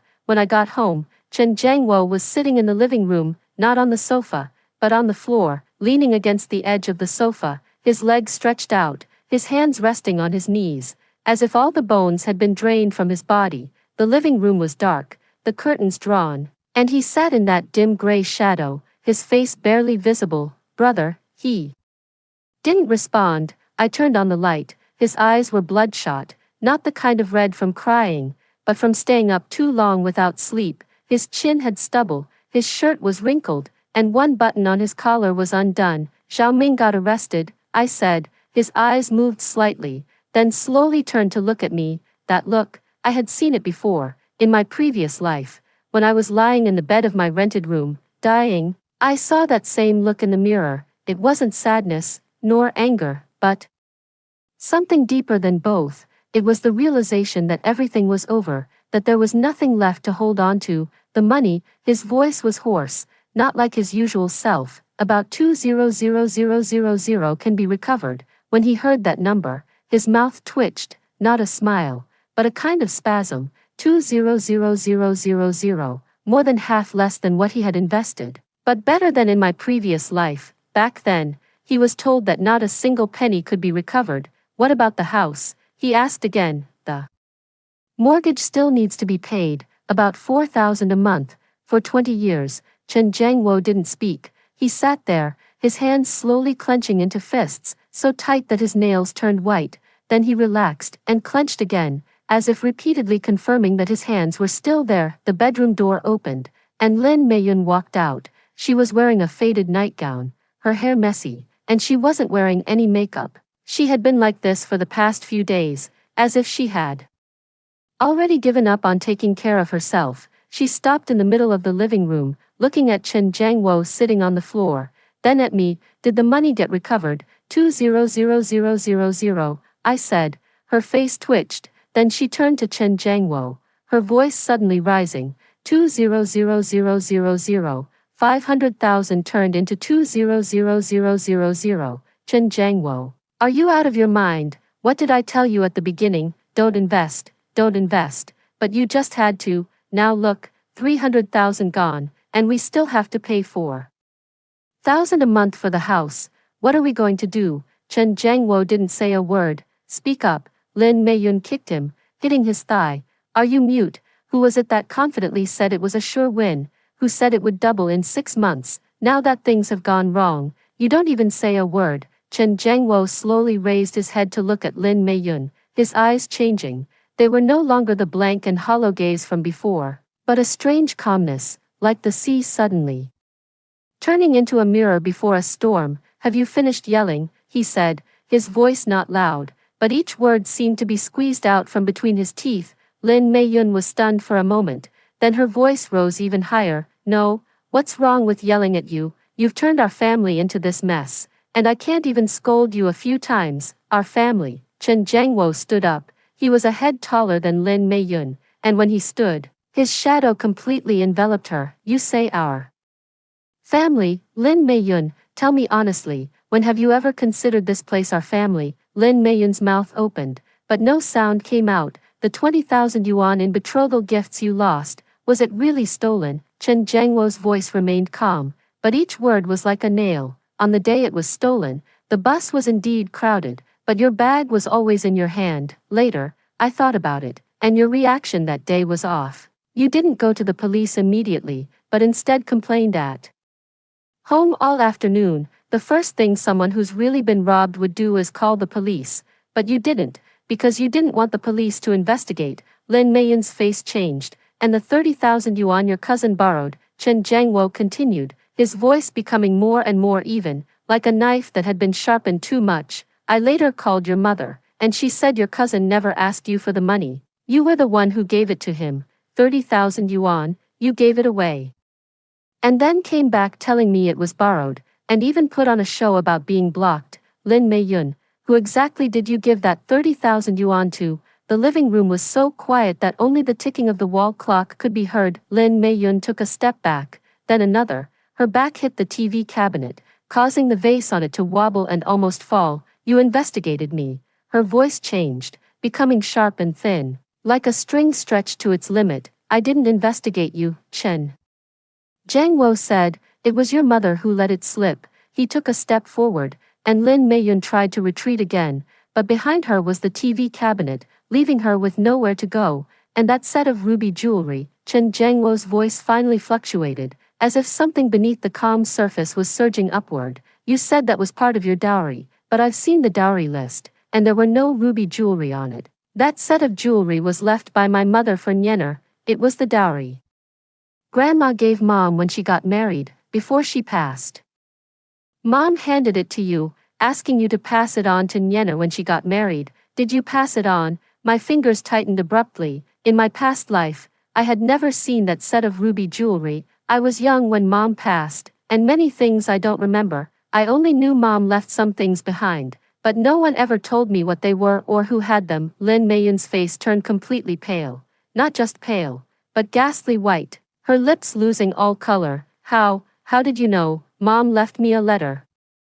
Chen Zhangwo said, it was written clearly, a set of ruby jewelry, including a necklace, earrings, and a ring, to be entrusted to Lin Meiyun and given to our daughter when she marries. At the time, I thought, fine, you keep it, since it would eventually go to Nyener anyway, but I never expected, his voice choked slightly, I never expected you never intended to give it to her. You took that set of jewelry to a pawn shop and exchanged it for 40,000 yuan, 40,000 yuan, my mother's dowry. Nyener's dowry, you pawned it for 40,000 yuan, my ears rang, that set of ruby jewelry. In both my past life and this one, I had never seen it, but now its image suddenly became crystal clear. I could almost see Grandma passing it to Mom, the smile on Mom's face. I could see Mom's reluctance and trust as she handed it to Lin Meiyun on her deathbed. Then, I saw Lin Meiyun carrying the jewelry into the pawn shop, placing it on the counter, and exchanging it for 40,000 yuan. 40,000 yuan, she traded Mom's keepsake, my dowry, for 40,000 yuan. Where did you spend that 40,000 yuan? Chen Zhangwo asked. Lin Meiyun didn't answer. Her lips trembled, and she seemed nailed to the TV cabinet, unable to move. If you won't say it, I'll say it for you. Chen Zhangwo's eyes reddened, but tears never fell. You gave it to your brother. Your brother wanted to buy a car and was 40,000 yuan short for the down payment. Without a second thought, you pawned the jewelry and sent him the money. Lin Meiyun, that was something my mother left for Nyener. How dare you? The last word was a roar, so loud it rattled the window panes. Lin Meiyun finally broke down. She slid down the TV cabinet, crouched on the floor, covered her face with both hands, her shoulders shaking violently. Sobs leaked through her fingers, muffled, as if rising from the depths of a very deep well. I borrowed it. Her voice was intermittent. I just wanted to get some cash flow, and once my brother pays me back, I'll redeem it. I didn't know the pawn shop would sell the item. I really didn't know. You didn't know. Chen Zhangwo crouched down to face her, his voice lowering again. You didn't know that pawned items get sold after the due date. Lin Meiyun, do you think I'm a fool? Lin Meiyun was crying too hard to speak. I stood at the entrance, never moving from the start. The bracelet on my wrist quietly emitted a warm, gentle light. I watched Lin Meiyun, trembling on the ground, crying, and then I looked at Chen Zhangwo, who was crouching in front of her, his eyes red but tears never falling. These two people, one who stole 8 years of my luck, the other who stole my mother's dowry left for me, were truly a perfect match. Brother, I called out to him. Brother, I called out to him. Chen Zhangwo turned his head to look at me. Finally, there were tear marks on his face, though I didn't know when they had appeared. About the bracelet, I said, how much do you know? His expression froze. It wasn't the kind of freeze from being caught off guard, but the kind from being hit with something. The bracelet has yin and yang sides. The yin bracelet absorbs luck, and the yang bracelet receives it. The one you gave me is the yin bracelet, and the one you gave your wife is the yang bracelet. My voice was calm, so calm that even I was surprised. You knew, didn't you? Chen Jiangwo's Adam's apple moved up and down 3 times. His lips moved as if to argue or deny, but in the end, he couldn't say anything. Silence was the answer. You knew, I said. You knew from the beginning. You gave me the yin bracelet and her the yang bracelet. You knew my luck would be absorbed. You knew I would get worse and worse. You knew. With each, you knew. Chen Jiangwo's face turned paler. Why? I asked. This question, I had wanted to ask in my previous life, when I floated in midair and saw the word yin on the bracelet. The question I most wanted to ask wasn't what it was, but why? Why me? Why? Your own sister. Why destroy my life in this way? Chen Jiangwo lowered his head, his shoulders trembling, his fingers buried in his hair, his whole body curled up, because Mei Yun said. His voice was muffled, as if coming from underground. She said she wanted the warm one, that she's always had bad luck and wanted to change her fortune. The master said that the yin-yang bracelet can change luck, but it must be worn by a blood relative for the yin bracelet to work. It won't work if given to someone else, so you gave it to me. I thought it was just a bit of bad luck. Chen Jiangwo's voice trembled. The master said the yin bracelet would only take away some of the luck, not harm the essence. He said the wearer would just have a bit of bad luck, live a more ordinary life, and nothing serious would happen. Chen Jiangwo's voice trembled. I didn't know it would be that serious. I really didn't know. You didn't know. I took a step forward. You didn't know I broke my arm outside. You didn't know I got my proposal stolen, lost my job. You didn't know I couldn't pay rent, couldn't afford food. You didn't know I was dying of illness. When I called you, you said you were tight on money and told me to go to the community hospital. Chen Jiangwo's body jerked violently. He suddenly looked up at me, his eyes wide. What illness? What phone call? I looked into his eyes. There was shock, confusion, fear in them, but not the 3 words, I remember. I suddenly understood. The phone call I made to him when I was dying of illness in my previous life was 3 years in the future. In this life, that call hadn't happened yet. He hadn't received that call, hadn't said that line. Your sister-in-law just bought a new car. We really can't spare the money. He didn't remember because he hadn't experienced it yet. But for me, it was a memory etched in my bones. Every word, every pause. The faint laughter of Lin Mei Yun from the other end of the line. I remembered them all. It didn't matter anymore, I said. I walked up to Lin Mei Yun, who was still squatting on the ground crying, her tears soaking a large patch of her collar. Where did you pawn the ruby jewelry? Lin Mei Yun looked up at me, her eyes swollen to slits. Yenner, I'm sorry, I really am. Where did you pawn it? At the one near the old train station in the West District, called Yongtai. I turned and walked out. Nay, Chen Jiangwo called out to me from behind, his voice panicked. Where are you going? I didn't answer. Pushing the door open and walking out, the Yongtai pawn shop was located in an alley next to the old train station, with a modest facade and an old-fashioned wooden signboard. The golden characters on the sign were already faded. When I pushed the door open, an old man in his 60s was sitting behind the counter, wearing a pair of reading glasses and listening to the radio. The radio was playing a traditional opera, and he hummed along, nodding his head rhythmically. Boss, I want to check on an item. The old man looked up, peering at me over the rim of his reading glasses.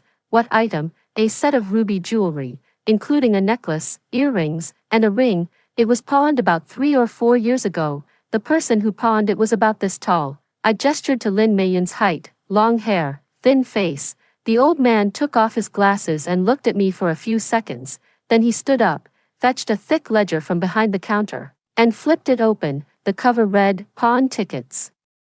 Records, and the pages were yellowed with age. 3 or 4 years ago, he muttered, flipping through the pages, his fingers sliding down the entries. Ruby jewelry, here it is, a set of ruby jewelry, 3 pieces, pawned in November 4 years ago. The pawn amount was 40,000 yuan, with a 6-month term. The name on the ticket was Lin Mei Yun. She signed for 6 months, but she never came back to redeem it. Is the item still here? The old man closed the ledger and shook his head. It's long gone. As soon as such jewelry comes in and isn't redeemed after the term, we sell it to jewelers. Ruby items are easy to sell. I remember that set was of good quality. It was sold within a year of coming in. Who did you sell it to? Do you remember? The old man looked at me again. His eyes carried the shrewdness typical of the elderly, along with a faint, unspoken kindness. Miss, who pawned that item for you? My sister-in-law, I said. The jewelry was left to me by my mother. The old man fell silent for a moment, then opened the ledger again, flipping to the last few pages until he found a line of small print. I know the person who bought that set of jewelry, its old son, who runs a jewelry shop near the city god temple, he said. I can't compete with him when it comes to old items. That shop has opened and closed a few times, and I don't know if it's still there now. He wrote the address of old son's jewelry shop on a sticky note and handed it to me. The handwriting was crooked, but each character was written with care. Thank you, you're welcome.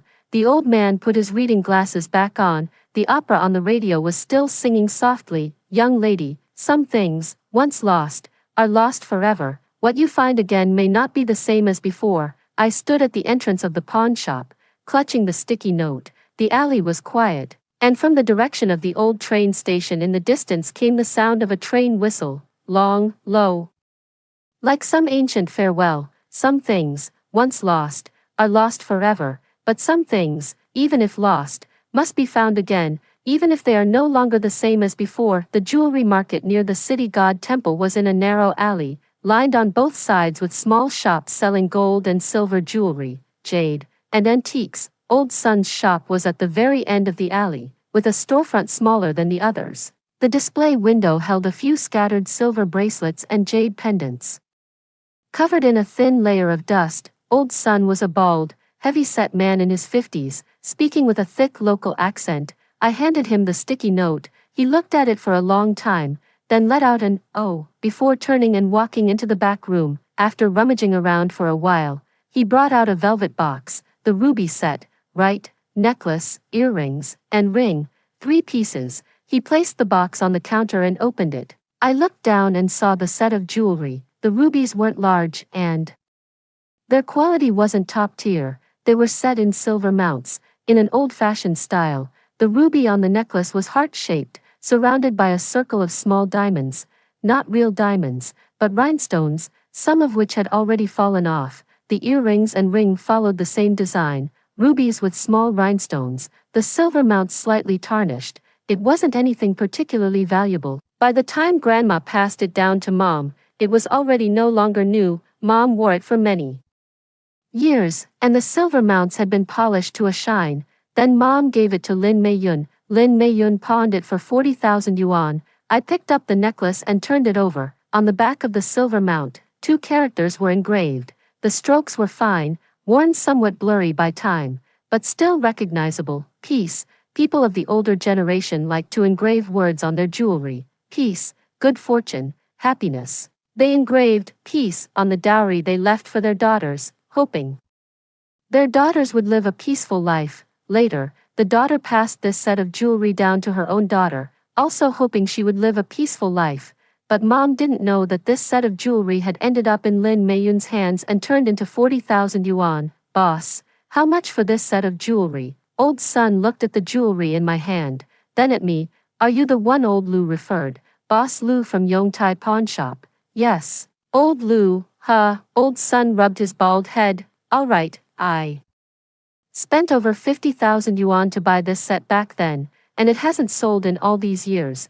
The style is too old. If you want it, you can have it for 45,000. I won't make a profit. 45,000 yuan, 5,000 more than what Lin Mei-yun had pawned it for. I opened my mobile banking app and checked my balance. The salary Zhou Xingyuan had paid me, plus the performance bonus from the Wutongli project, left me with just over 50,000 yuan in my account. I wanted it. As I made the transfer, my finger hovered over the screen for a second. 45,000 yuan, almost all of my savings now. In my past life, I would have meticulously budgeted even 450 yuan, let alone spend 45,000 on a set of jewelry. But that was my past life. The transfer was successful. Old son wrapped the velvet box in an old newspaper, then placed it in a red plastic bag and handed it to me. Miss, This jewelry is yours.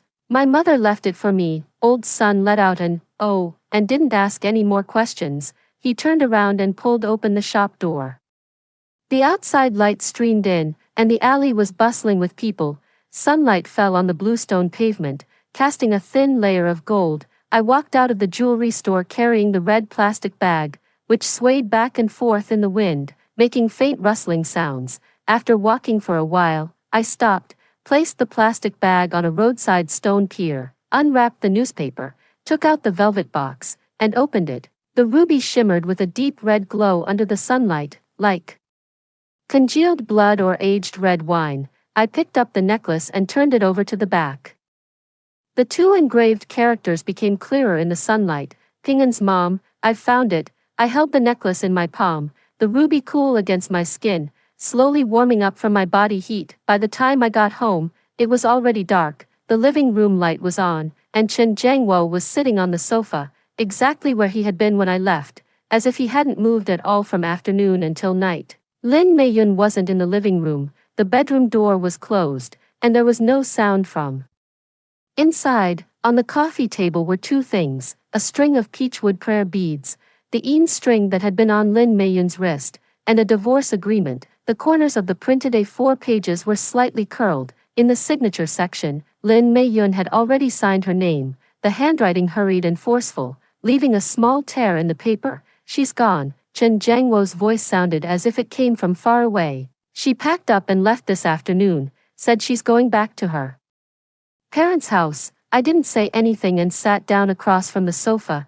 Chen Jiangwo looked up at me. His eyes were red, as if they'd been smoked, with deep dark circles. He looked like he'd aged 10 years overnight. Near, he called my name, his voice so hoarse it was almost inaudible. About that string of prayer beads, brother, I'm sorry. He picked up the Yin string from the coffee table and held it in his palm. The beads were dull and lifeless, like wood drained of all moisture. This afternoon, I went to Nanshan Temple and found the master who performed the consecration back then. His hands were trembling. I asked him if the luck absorbed by the Yin string could be returned. He said, his voice choked. What did he say? I asked. He said the exchange of fortune between the Yin and Yang prayer beads is irreversible. The luck that's been absorbed can never be recovered, unless, he looked up at me, his eyes filled with a pleading light, unless the person wearing the Yin string voluntarily destroys it, but whoever destroys the Yin string will bear all the accumulated misfortune it carries.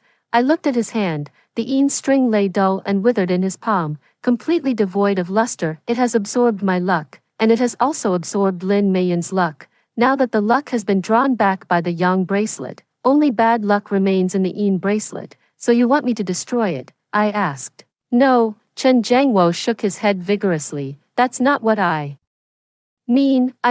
I'll destroy it myself. He clenched the Yin bracelet in his hand so tightly that his nails turned white.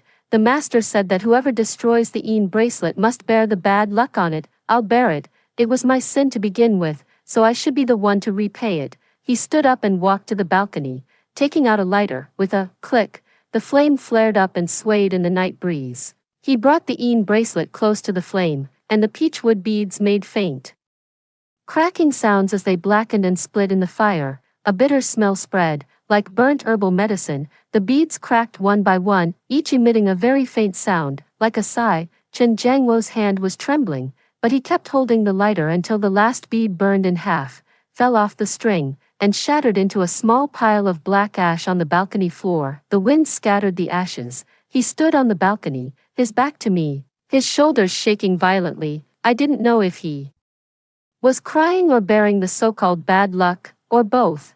After a long time, he turned around and walked back, sitting down on the sofa. There were no tears on his face, but he seemed to have been drained of something, not luck, but something deeper, something like vitality, the spirit that keeps a person alive. I'll find a way to get back that set of ruby jewelry. I owe you, and I'll repay you one by one. No need, I said. I took out the velvet box from my bag, opened it, and placed it on the coffee table. The rubies gleamed with a dark red light under the living room's lights, and the two engraved characters on the back were clear. Ping'an, peace. Chen Jiangwo stared at the two engraved characters, his lips beginning to tremble. Then, his tears finally fell, not one by one, but in whole streams, flowing down his cheeks to his chin and dripping onto his clenched fists. Mom, he managed only that one word before he could no longer speak. I flipped the necklace over, face up, and the ruby gleamed under the light, as if blinking. Brother, I said, this is the last time. He looked up at me, his face covered in tears. From now on, I owe you nothing, and you don't have to repay what you owe me. I stood up. From now on, we each live our own lives. With that, I returned to my room. The moment the door closed, I heard Chen Jiangwo's crying from the living room. It wasn't a loud wail, but a sound suppressed to the extreme, squeezed from deep within his throat. Like an injured animal howling softly in the wilderness late at night. I didn't open the door that night. I sat by the window for a long time. Outside was the night view of the residential complex. The windows of the building opposite were lit up in grids, and someone was smoking on the balcony, the red glow of the cigarette tip flickering on and off. Further away were the city lights, densely packed, as if burning holes into the entire night sky. I put on the ruby necklace, the old and new rubies pressed against the hollow of my collarbone, cool at first, then slowly warmed by my body temperature. Peace and safety, these were the only two words my mother left me. Not wealth, not success, just peace and safety. In my past life, I had neither. I wore the Een bracelet for 8 years, my luck drained, my body worn down, dying at 30 in a cold rented room, with no one knowing or caring. But this life is different. The yang bracelet on my wrist radiated a warm sensation. I turned the beads, one by one sliding through my fingertips, smooth, warm, and carrying an indescribable sense of reassurance. My phone lit up. Zhou Zhengyuan sent a message with a photo, the night view of the Wutongli construction site, an excavator parked beside the foundation pit, surrounded by a few temporary lights illuminating the red soil. Below the photo was a line of text, starting work next week, get some rest early. I replied with a single, okay, and put down my phone. The lights outside the window remained densely packed and bright. I raised my hand to touch the ruby at my collarbone, then turned the peachwood bracelet on my wrist. Mom, I've found my way back, and I've walked through it. From now on, I'll walk my own path. The wind crept in through the window crack, carrying the chill of early autumn. I closed the window slightly. The curtain billowed in the wind, then settled, like a full sail slowly being furled. The ashes on the balcony had long since been scattered by the wind, that string of Een beads that had absorbed my luck. That string of Een beads that had absorbed Lin Meiyun's luck, turned into a small pile of black powder, mixing into the cracks of the balcony tiles, blending into the soil of the flower pots, merging with the dust of this city, leaving nothing behind. Just like my death in my previous life, it left nothing behind. But this life is different. I lay down, the bracelet pressed against my wrist, the necklace against my chest. 2 heart-shaped rubies, one passed down from my grandmother to my mother, the other my own, pulsing together through the silver settings and skin, across time and life and death. Thump, thump, thump thump, peace, peace. The wind outside the window stopped, the city lights went out one by one, and the night slowly spread like ink. I closed my eyes, the warmth on my wrist gradually spreading throughout my body. Tomorrow, Wudong Lane begins work. Tomorrow is another new day. After hearing the story above, what are your thoughts? Feel free to share your opinions in the comments section. Looking forward to hearing from you. If you liked this story, don't forget to like it, share it, and subscribe to my channel. See you next time.